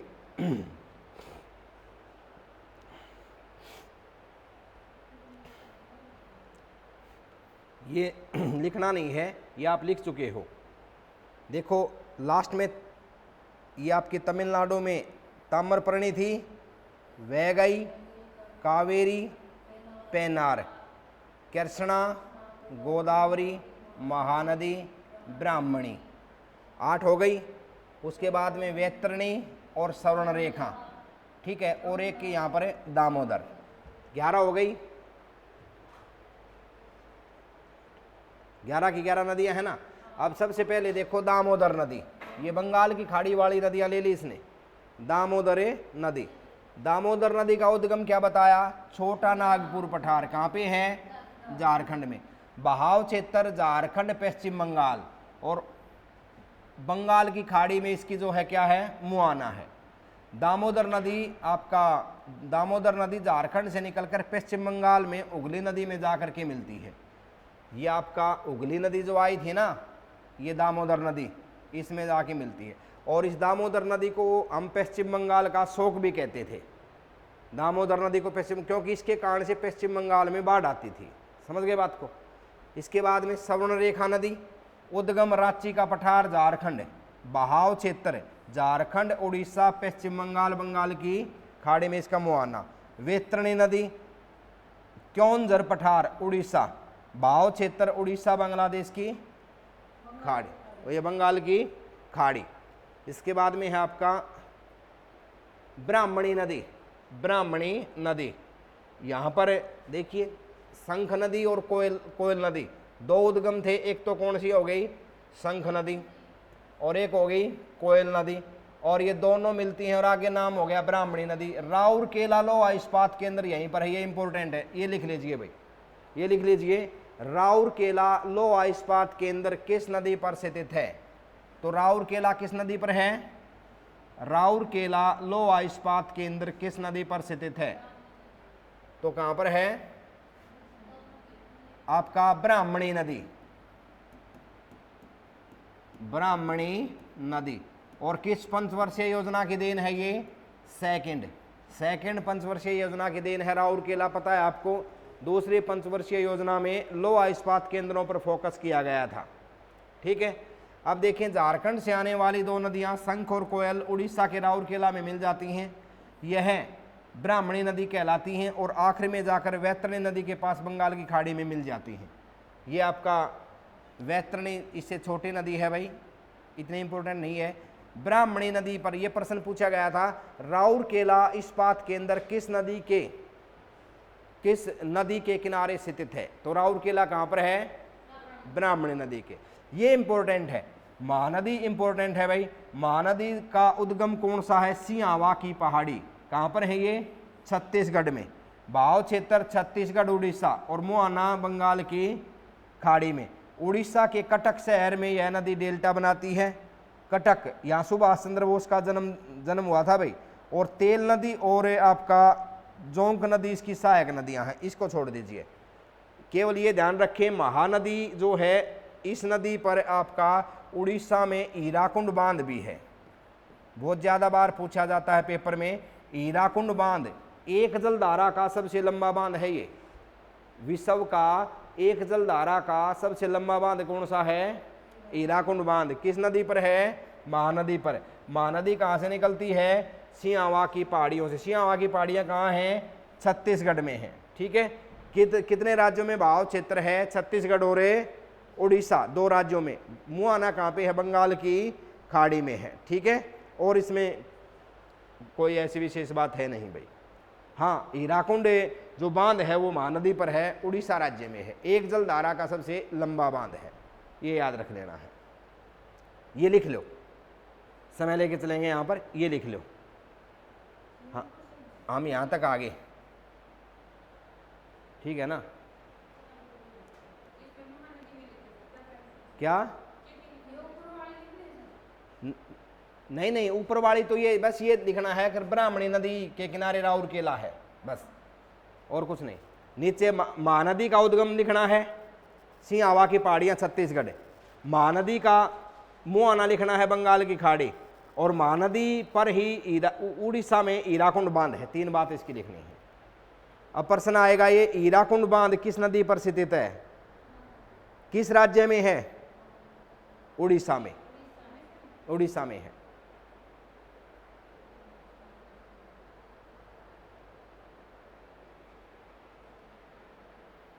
टॉपिक ये है भी थोड़ा लेंथी, लेकिन आज ये पूरा हो जाएगा आराम से।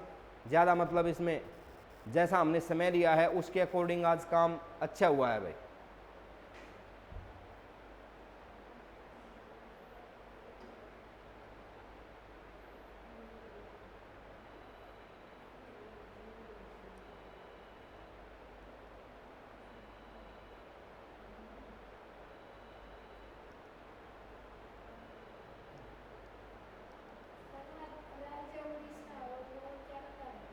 उड़ीसा राज्य में महानदी पर हीराकुंड बांध स्थित है और एक जलधारा का सबसे लंबा बांध है ये। लेंथ है इसकी, लेंथ है, यदि शुद्ध लेंथ देखिए ना तो 4 से 5 किलोमीटर बांध की लेंथ है, और यदि बीच बीच में जलधाराओं को मिलाएं तो 24-25 किलोमीटर की है। बांध ही बांध चलता, नीचे से पानी बह रहा है उड़ीसा में महानदी पर।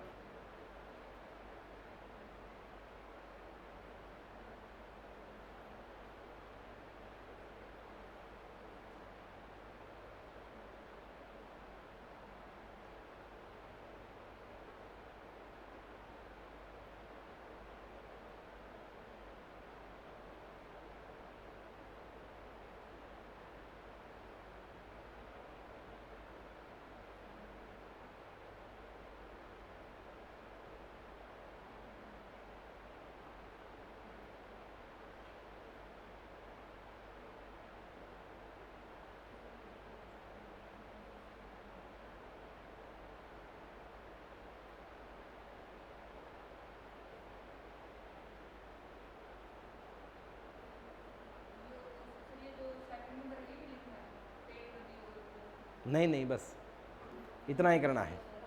लिख लिया, आगे बढ़े।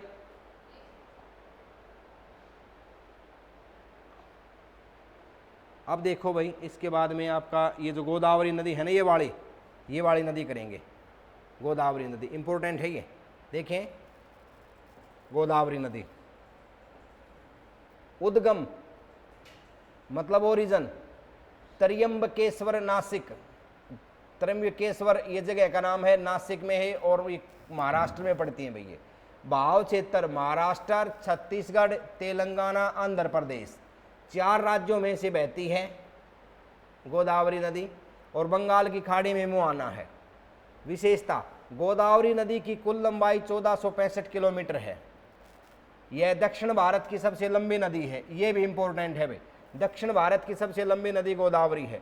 भारत की दूसरी सबसे लंबी नदी है, भारत की दूसरी सबसे लंबी नदी। इसे व्यर्थ गंगा, बूढ़ी गंगा या दक्षिणी गंगा भी कहते हैं। व्यर्थ गंगा, बूढ़ी गंगा या दक्षिणी गंगा भी कहते हैं। नासिक गोदावरी नदी के तट पर है। नासिक विशेष क्यों बताया गया है? क्योंकि जो नासिक है यहाँ पर कुंभ का मेला लगता है। ये जगह है त्र्यंबकेश्वर जगह है। इस नदी की सहायक नदी पूर्णा, मंजीरा, पेनगंगा, वृदा, वेनगंगा और भाई प्राणहिता और इंद्रावती और शबरी। ये पर्सन HSSC पूछ चुकी है, ये पर्सन HSSC पूछ चुकी है कि इंद्रावती नदी किस नदी की सहायक नदी है। इंद्रावती नदी जो है वो गोदावरी नदी की सहायक नदी है। भला ही समय ले लीजिए लेकिन इंपॉर्टेंट है।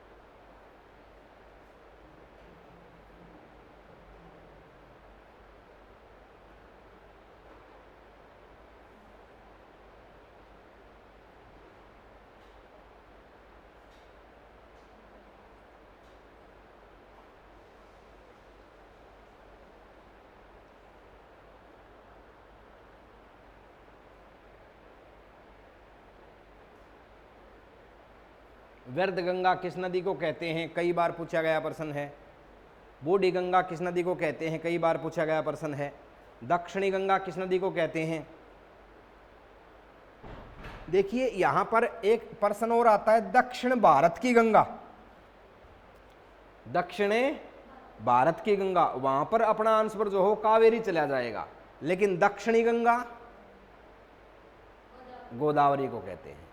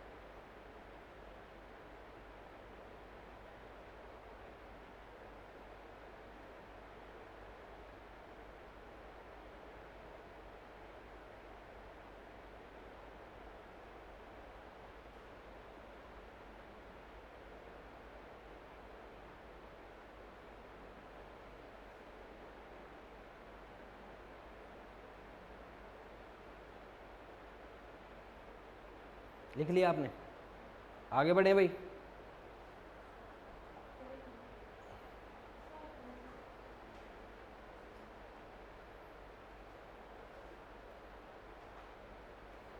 अब देखें कृष्णा नदी, ये रह गई थी ये तो नहीं बनाने में समझो। ना ना, बस ये सहायक नदियाँ ये देख लेना भैया, ये पूछा गया था इंद्रावती वाला, इंद्रावती किसकी सहायक है। और वैसे बनाने में समय भी कितना लगता है इसमें, 1 मिनट नहीं लगेगी सारी की सारी।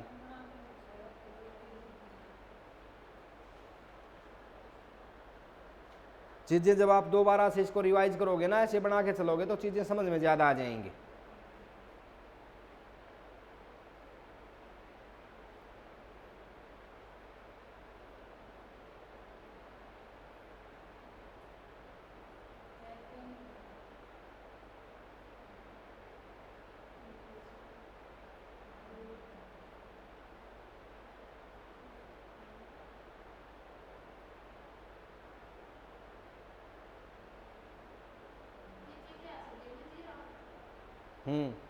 मंजीरा नदी का नाम है, और हरियाणा में मंजीरा मेवात में नृत्य भी है।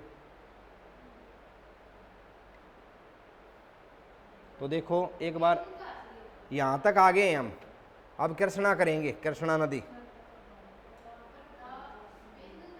वेनगंगा, पेनगंगा, पेनगंगा, वेनगंगा और बीच में वृदा, और ये तीनों नदी मिलके बनाओ है प्राणहिता, प्राणों का हित करने वाले। आगे है इंद्रावती और सबरी, हो गया, शाबाश। इसके बाद में देखो भाई कृष्णा नदी, कौन सी रह गई अब? आपने सबसे पहले लिख लिया था, अब बना लो भी, कोई बात नहीं।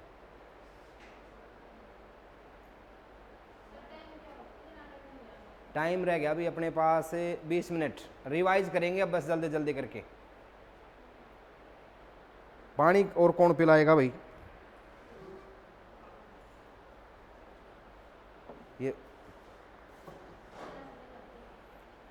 सभी को पिला दे, आज एकादशी है वैसे भी। हाँ नहीं, ये गिलास है यहाँ पे, ले गिलास ले जाओ। हाँ हाँ, और क्या है, क्या भंडारा। देखो कृष्णा नदी, कृष्णा नदी उद्गम महाबलेश्वर, पश्चिम घाट महाराष्ट्र, त्र्यंबकेश्वर महाराष्ट्र में तो था भाई किसका? गोदावरी का। और कृष्णा का कित है? महाबलेश्वर, महाबलेश्वर है कृष्णा का।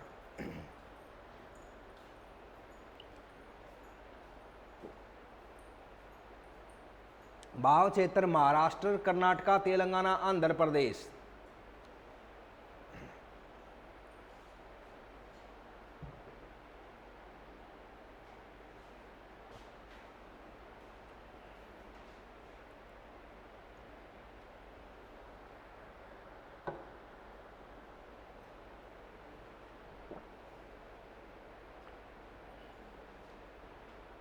प्रायद्वीपीय भारत की दूसरी सबसे लंबी नदी है। कोयना नदी को महाराष्ट्र की जीवन रेखा भी कहा जाता है। नदी का नाम पूछा करें। नेशनल जीके जो है ना, डीएसएसबी का आप नर्सिंग का एग्जाम दे रहे हो तो उसमें 20 नंबर की नेशनल जीके आएगी, और उस 20 नंबर की नेशनल जीके में आपको भारत का भूगोल पढ़ के जाना है, क्योंकि ये 20 टोटल तो 100 नंबर का रहेगा। हाँ बिल्कुल, पर्सन इतना जरूरी नहीं, इतना डीप आए, हल्का भी आ जाए, लेकिन एक बार निकलना पड़ेगा इसमें से, क्योंकि ये 6ठी, 7वीं, 8वीं, 9वीं और 10वीं जो एसएस लगता है ना, उसमें है ये। हाँ तो ये है भाई आपका महाबलेश्वर, पश्चिमी घाट से निकलती है महाराष्ट्र से कृष्णा नदी, दूसरी सबसे लंबी नदी है। तुंग और भद्रा ये तुंग और भद्रा किसकी सहायक नदियां हैं, ये प्रश्न पूछा जा चुका है। तुंग भद्रा और आपका कोयना, घाट प्रभा, मालप्रभा, महाबलेश्वर ये जगह का नाम है जहां से निकलती है भीमा, और आपका मूसी, ये इसकी सहायक नदी है भाई। इतने इंपॉर्टेंट है। आंध्र प्रदेश में विजयवाड़ा के इसमें पिया डेल्टा बनाती है। हैदराबाद मूसी नदी के किनारे है, ये इंपॉर्टेंट है, ये पूछा गया है। हैदराबाद किस नदी के किनारे है, मूसी नदी के किनारे है। कोयना नदी को महाराष्ट्र की जीवन धारा भी कहते हैं। ये जो आपकी कोयना नदी है इसको महाराष्ट्र की जीवन धारा कहते हैं। क्या? हाँ, ये 4 पॉइंट लिख लो बस, इसके नीचे की जरूरत नहीं है, 4 पॉइंट लिख लो।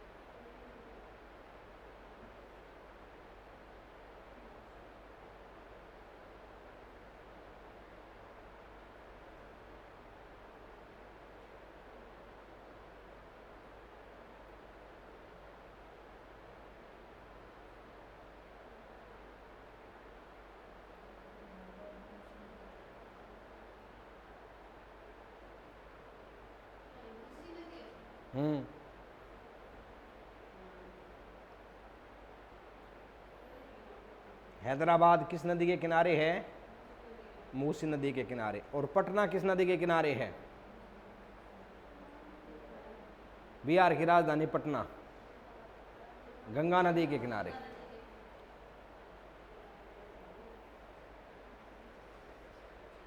लिख लिया?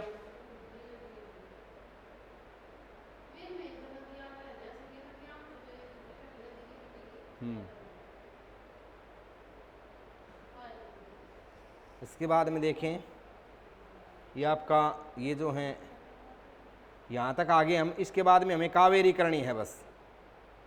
जो बंगाल की खाड़ी में गिरने वाली नदियाँ हैं वो, उसके बाद में हमें कावेरी करनी है, कावेरी नदी। देखें, कावेरी नदी, कावेरी नदी उद्गम ब्रह्मगिरी की पहाड़ियां कर्नाटक, बाव क्षेत्र कर्नाटक तमिलनाडु। विशेषता यह दक्षिण भारत की एकमात्र सदाहरण नदी है क्योंकि पूरे वर्ष इसमें पानी रहता है। इसे दक्षिण भारत की गंगा भी कहते हैं। मैंने बताया था ना, थोड़ा सा अंतर है शब्द में। दक्षिणी गंगा गोदावरी, दक्षिण भारत की गंगा कावेरी। गोदावरी को दक्षिणी गंगा क्यों कहते हैं, वृद्ध गंगा, बूढ़ी गंगा क्यों कहते हैं, क्योंकि दक्षिण में सबसे लंबी नदी है ये। लेकिन कावेरी नदी को दक्षिण भारत की गंगा क्यों कहते हैं, क्योंकि नहीं नहीं नहीं, उसमें दक्षिणी गंगा था। देखो, गोदावरी था ना, गोदावरी नदी थी ना, देखो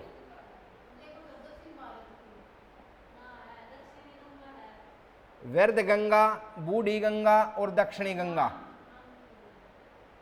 दक्षिण भारत की सबसे लंबी नदी बताई है इस पॉइंट में इसने। और ये यहाँ पर बहुत ही ज़्यादा कन्फ्यूजन बच्चों का रहता है और गलत भी करता है। ये प्रश्न सबसे ज़्यादा पूछता है भाई। अब देखें यहाँ से दक्षिण, बस यही आप ध्यान रखना, यही आप ध्यान रखना। कावेरी नदी, इसका जो है ना 95% पानी यूटिलाइज किया जाता है। कावेरी नदी जो है इसका कितने परसेंट है, 95% पानी जो है यूटिलाइज किया जाता है। और तमिलनाडु और कर्नाटक का इस नदी के जल पर विवाद भी है। तमिलनाडु और कर्नाटक का कावेरी नदी के जल पर विवाद भी है।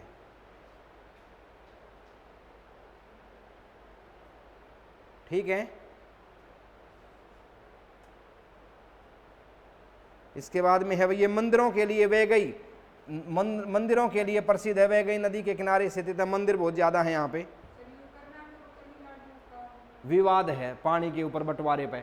एक्चुअल में क्या है कि जो ये है ना, इस साइड तो पड़ेगा अपना कर्नाटक, ये आपका तमिलनाडु। तमिलनाडु के किसी पुराने समय में कर्नाटक की ज़मीन के ऊपर डैम बनाया था। अब वो ज़मीन 999 साल के पट्टे पर थी या जिस किस तरह से थी, वो खरीदी गई थी। अब खरीदी गई थी तो ज़मीन तमिलनाडु की होगी ना, लेकिन वो ज़मीन किसके क्षेत्र में है? कर्नाटक के क्षेत्र में है। ये विवाद है मेन। तो वो अपना हक जता रहा है, वो अपना हक जता रहा है, पुराना विवाद है ये।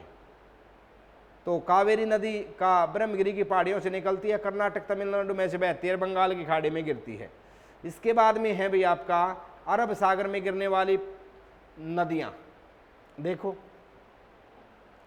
अरब सागर में गिरने वाली नदियां, एक तो हम लूनी करेंगे, लूनी, इसके बाद में नर्मदा, इसके बाद में ताप्ती, मांडवी और जुवारी, पेरियार और ज़रूरत नहीं है। मांडवी और जुवारी और ज़रूरत इसके बारे में नहीं है।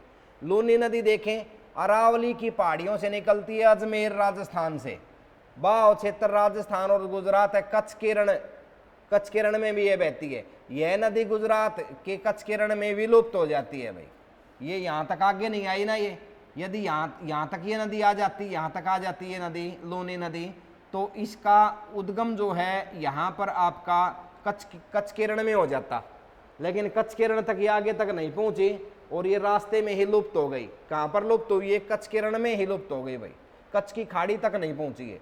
इसके बाद में मरुस्थलीय क्षेत्र में बहने के कारण इसे मरुस्थलीय नदी भी कहते हैं। ये मरुस्थलीय क्षेत्र थार का मरुस्थल वाला क्षेत्र है भाई, तो यहाँ आपका जो है इसके कारण से इसको क्या बोलते हैं? मरुस्थलीय नदी भी कहते हैं।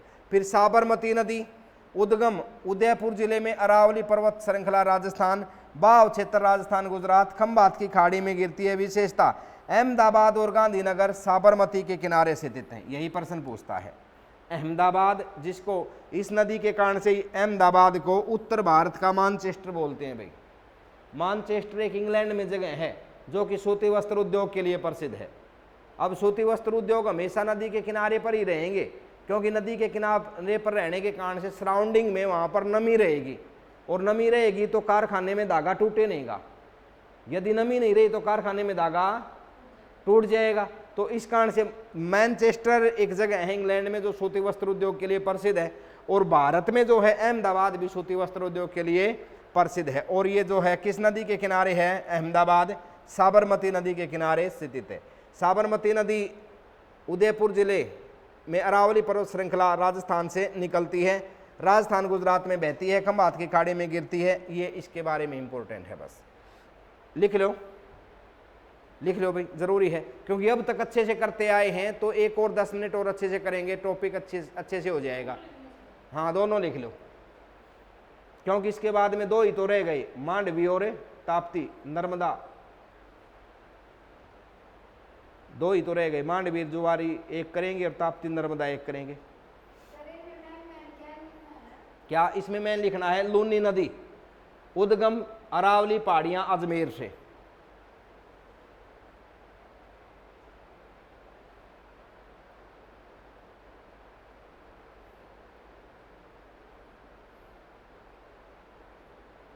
ठीक है, बाव क्षेत्र इसको छोड़ो, इसका जो है कच्छ के रण में लुप्त हो जाती है। ये लूनी नदी कच्छ के रण में ही खत्म हो जाती है, आगे नहीं बढ़ पाती है। बरसाती नदी है, बरसात आती है तो पानी आ जाता, नहीं तो सूखी रहती है ये अरावली।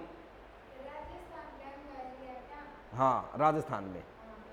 हाँ, अब यहाँ से प्रश्न कई बार ये पूछ लेता है, अरावली की पहाड़ियों की ऊंची चोटी, अरावली की पहाड़ियों की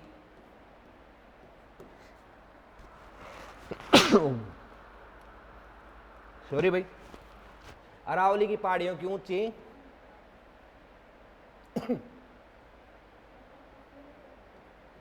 चोटी, तो गुरु शिखर बताना है।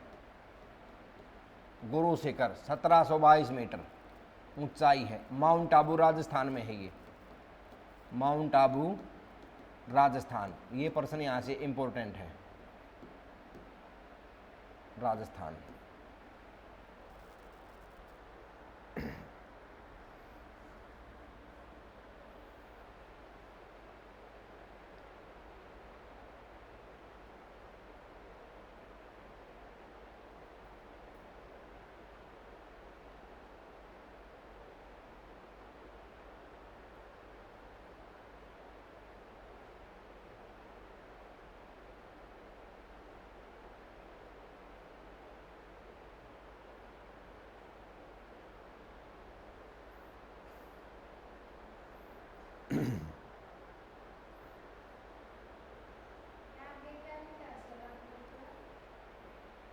अरावली की पहाड़ियों की चोटी है गुरु शिखर, और इसकी ऊंचाई है 1722 मीटर। और वो जगह है ना जो जहाँ पर है ये, वो है माउंट आबू। दिलवाड़ा के जैन मंदिर फेमस है यहाँ के।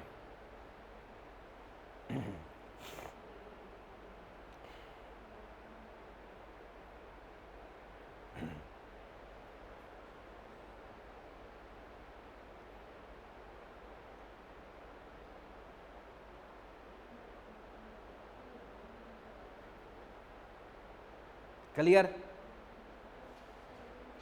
आगे बढ़े भाई। इसके बाद में है माही, माही नदी। माही नदी, इसके बारे में एक ही प्रश्न है, बता दें आपको, एक ही प्रश्न है भाई, कौन सी नदी कर्क रेखा को 2 बार काटती है? तो जो माही नदी है ना, माही आपका, हाँ माही नदी, एक ही प्रश्न है इसके बारे में मैंने। जो आपका उद्गम है इसका विंध्याचल पर्वत श्रेणी मध्य प्रदेश से निकलती है, मध्य प्रदेश, राजस्थान और गुजरात में बहती है, खंबात की खाड़ी में गिरती है। ये नदी है माही, ये नदी है माही, कहाँ गिर गई? खंबात की खाड़ी में गिर गई है। और माही नदी कर्क रेखा को 2 बार काटती है। ये बहुत ज़्यादा बार पूछा गया प्रश्न है कि कौन सी नदी कर्क रेखा को 2 बार काटती है? तो माही नदी कर्क रेखा को 2 बार काटती है। अमरकंटक, नर्मदा, फिर नर्मदा देखिए, अमरकंटक पहाड़ी की पश्चिमी ढाल मध्य प्रदेश से निकलती है, भाव क्षेत्र MP, महाराष्ट्र, गुजरात, खंबात की खाड़ी में गिरती है। सबसे ज़्यादा जो है आपका यह है महाराष्ट्र में बहती है 87%, 1.5% गुजरात में, और बाकी खंबात की खाड़ी में। मध्य प्रदेश की जीवन धारा, इसको मध्य प्रदेश की जीवन धारा भी कहा जाता है। यह नदी भ्रंश घाटी से होकर के गुजरती है और जवारिनमुख या एस्चुरी का निर्माण करती है। विंध्याचल सतपुड़ा पर्वत श्रेणियों के मध्य से बहती है। नर्मदा, सोन ऐसी नदियां हैं जो एक स्थान अमरकंटक से निकलती हैं और विपरीत दिशा में बहती हैं। मध्य प्रदेश का जबलपुर इसी नदी के किनारे है। ये जो आपकी नर्मदा है ना, ये इंपॉर्टेंट है भाई अरब सागर में गिरने वाली नदियों में, अरब सागर में गिरने वाली नदियों में वेरी वेरी इंपॉर्टेंट है ये, इसके बारे में कोई भी पॉइंट छोड़ना नहीं है। और ये आपके ये विंध्याचल पर्वत श्रेणी है ऊपर की तरफ, ये सतपुड़ा पर्वत श्रेणी है, दोनों के बीच से होकर के यह नदी निकलती है। ये एक एक पॉइंट इसका इंपॉर्टेंट है, नर्मदा का एक एक पॉइंट इसका इंपॉर्टेंट है भाई। हाँ, माई प्रश्न आता है कि कर्क रेखा को 2 बार कौन सी नदी काटती है? तो माई काटती। देखो ये यहाँ माई है ना, ये कर्क रेखा यहाँ से है, कर्क रेखा यहाँ से है, तो एक बार तो इस तरफ गई कर्क रेखा, कट गई, फिर वापिस आई, फिर कट गई, इस तरह से है कर्क रेखा। बताया था ना मैंने आपको कर्क रेखा के बारे में, 8 राज्यों से गुजरती है इंट्रोडक्शन ऑफ इंडिया में, तो वही तो है ये। तो नर्मदा नदी देखिए, उद्गम अमरकंटक पहाड़ियाँ, पश्चिमी पहाड़ियों की पश्चिमी ढाल मध्य प्रदेश, अमरकंटक की पहाड़ियाँ मध्य प्रदेश से यह निकलती है। भाव क्षेत्र MP, महाराष्ट्र, गुजरात, खंबात की खाड़ी में इसका मुहाना है। मध्य प्रदेश की जीवन धारा किस नदी को कहते हैं? नर्मदा को। यह नदी भ्रंश घाटी का निर्माण करती है, मतलब ये डेल्टा नहीं बनाती। एक चीज और भाई, ये जो इस साइड गिरने वाली नदियां है ना, स्टूडेंट्स ध्यान से सुनना, ये डेल्टा नहीं बनाती, जबकि इस साइड गिरने वाली नदियां डेल्टा बनाती हैं। जो नदियां बंगाल की खाड़ी में गिरती हैं वो डेल्टा बनाती हैं, जो नदियां अरब सागर में गिरती हैं वो डेल्टा। तो क्या बनाती हैं जी? ये बनाती हैं आपकी एस्चुरी, या इसको बोलते हैं जवार नदी मुख, जवार नदी मुख। ये V शेप की घाटी बनाती हैं पर्वतों को काट करके, रेत मिट्टी जमाव नहीं होता, क्योंकि समुद्र तल से इस एरिया की ऊंचाई ज्यादा है।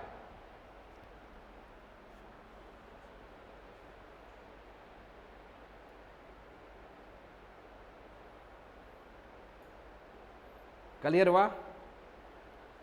लिख लीजिए, 5-6 पॉइंट है, सारे के सारे लिखेंगे।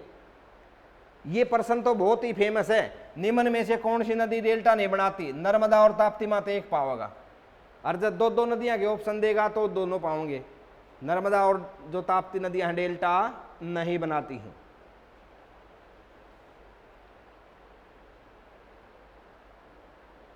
विंध्याचल और सतपुड़ा के बीच में से कौन सी निकलती है? नर्मदा निकला है। सतपुड़ा से इधर क्या?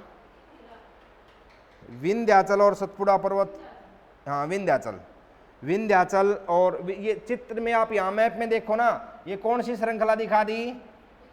ये कौन सी दिखा दी? सतपुड़ा। दोनों के बीच से नदी कौन सी दिखा दी? नर्मदा। मुआना की दिखा दिया। ये कौन सी खाड़ी है? कल बताया था मैंने, 3 ही तो खाड़ियां हैं भारत में, 4 खाड़ियां। एक तो बंगाल की खाड़ी, यहाँ श्रीलंका, ये मन्नार की खाड़ी, और यहाँ पर आपका ये खंबात की खाड़ी, और ये कच्छ की खाड़ी। ठीक है। खाड़ी वो जलीय क्षेत्र होता है जो 3 तरफ से सतल से घिरा हुआ हो।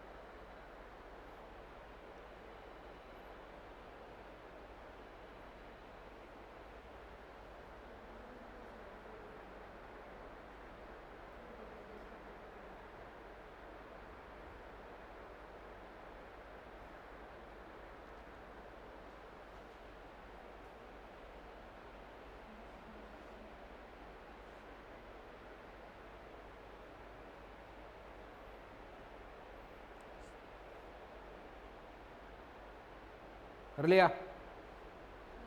आराम से लिख लो, कोई बात नहीं, जरूरी पेज है ये। आज लंबे समय तक आपने कंसंट्रेशन दिखाई भी, बहुत बढ़िया पढ़े आप, लेकिन आप एक चैप्टर को कर गए। 45 मिनट के चैप्टर लेक्चर होता ना, तो ये चैप्टर 3 से 4 लेक्चरों में होता है हमेशा।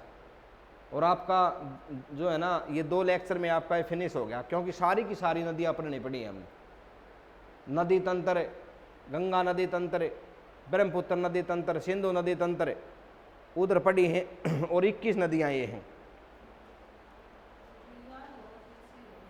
ये 1-2 बार पढ़ लोगे ना, तो पेपर में 1 बार 2 बार पढ़ा हुआ जो है, वो पेपर में प्रश्न आ गया तो उसको सही पर ही टिक करोगे। वो लड़की थी, वो ऐसे ही तो लगी रहती थी हमेशा। क्या नाम था उस लड़की का जिसका आप सिलेक्शन? स्वाति। स्वाति ने यहाँ पर एडमिशन लिया ना, तो उसकी कंडीशन काफी वीक थी, लेकिन वो हमेशा लगी रहती थी भाई। अब देखो 2 जगह हो गया उसका। बस उसमें इतना धीरे धीरे मेहनत करी, कॉन्फिडेंस आ गया, रेगुलर लगी रही और अपना हो गया। बार बार थोड़ी पढ़ना है, एक बार ऐसा अच्छे से पढ़ लो। और फिर इससे चीजें देखो मैप में भी दर्शाई गई हैं, दिखाई गई है एक एक चीज, और विशेष बातें बताई भी गई हैं। सतपुड़ा पर्वत श्रेणी, ये विंध्याचल।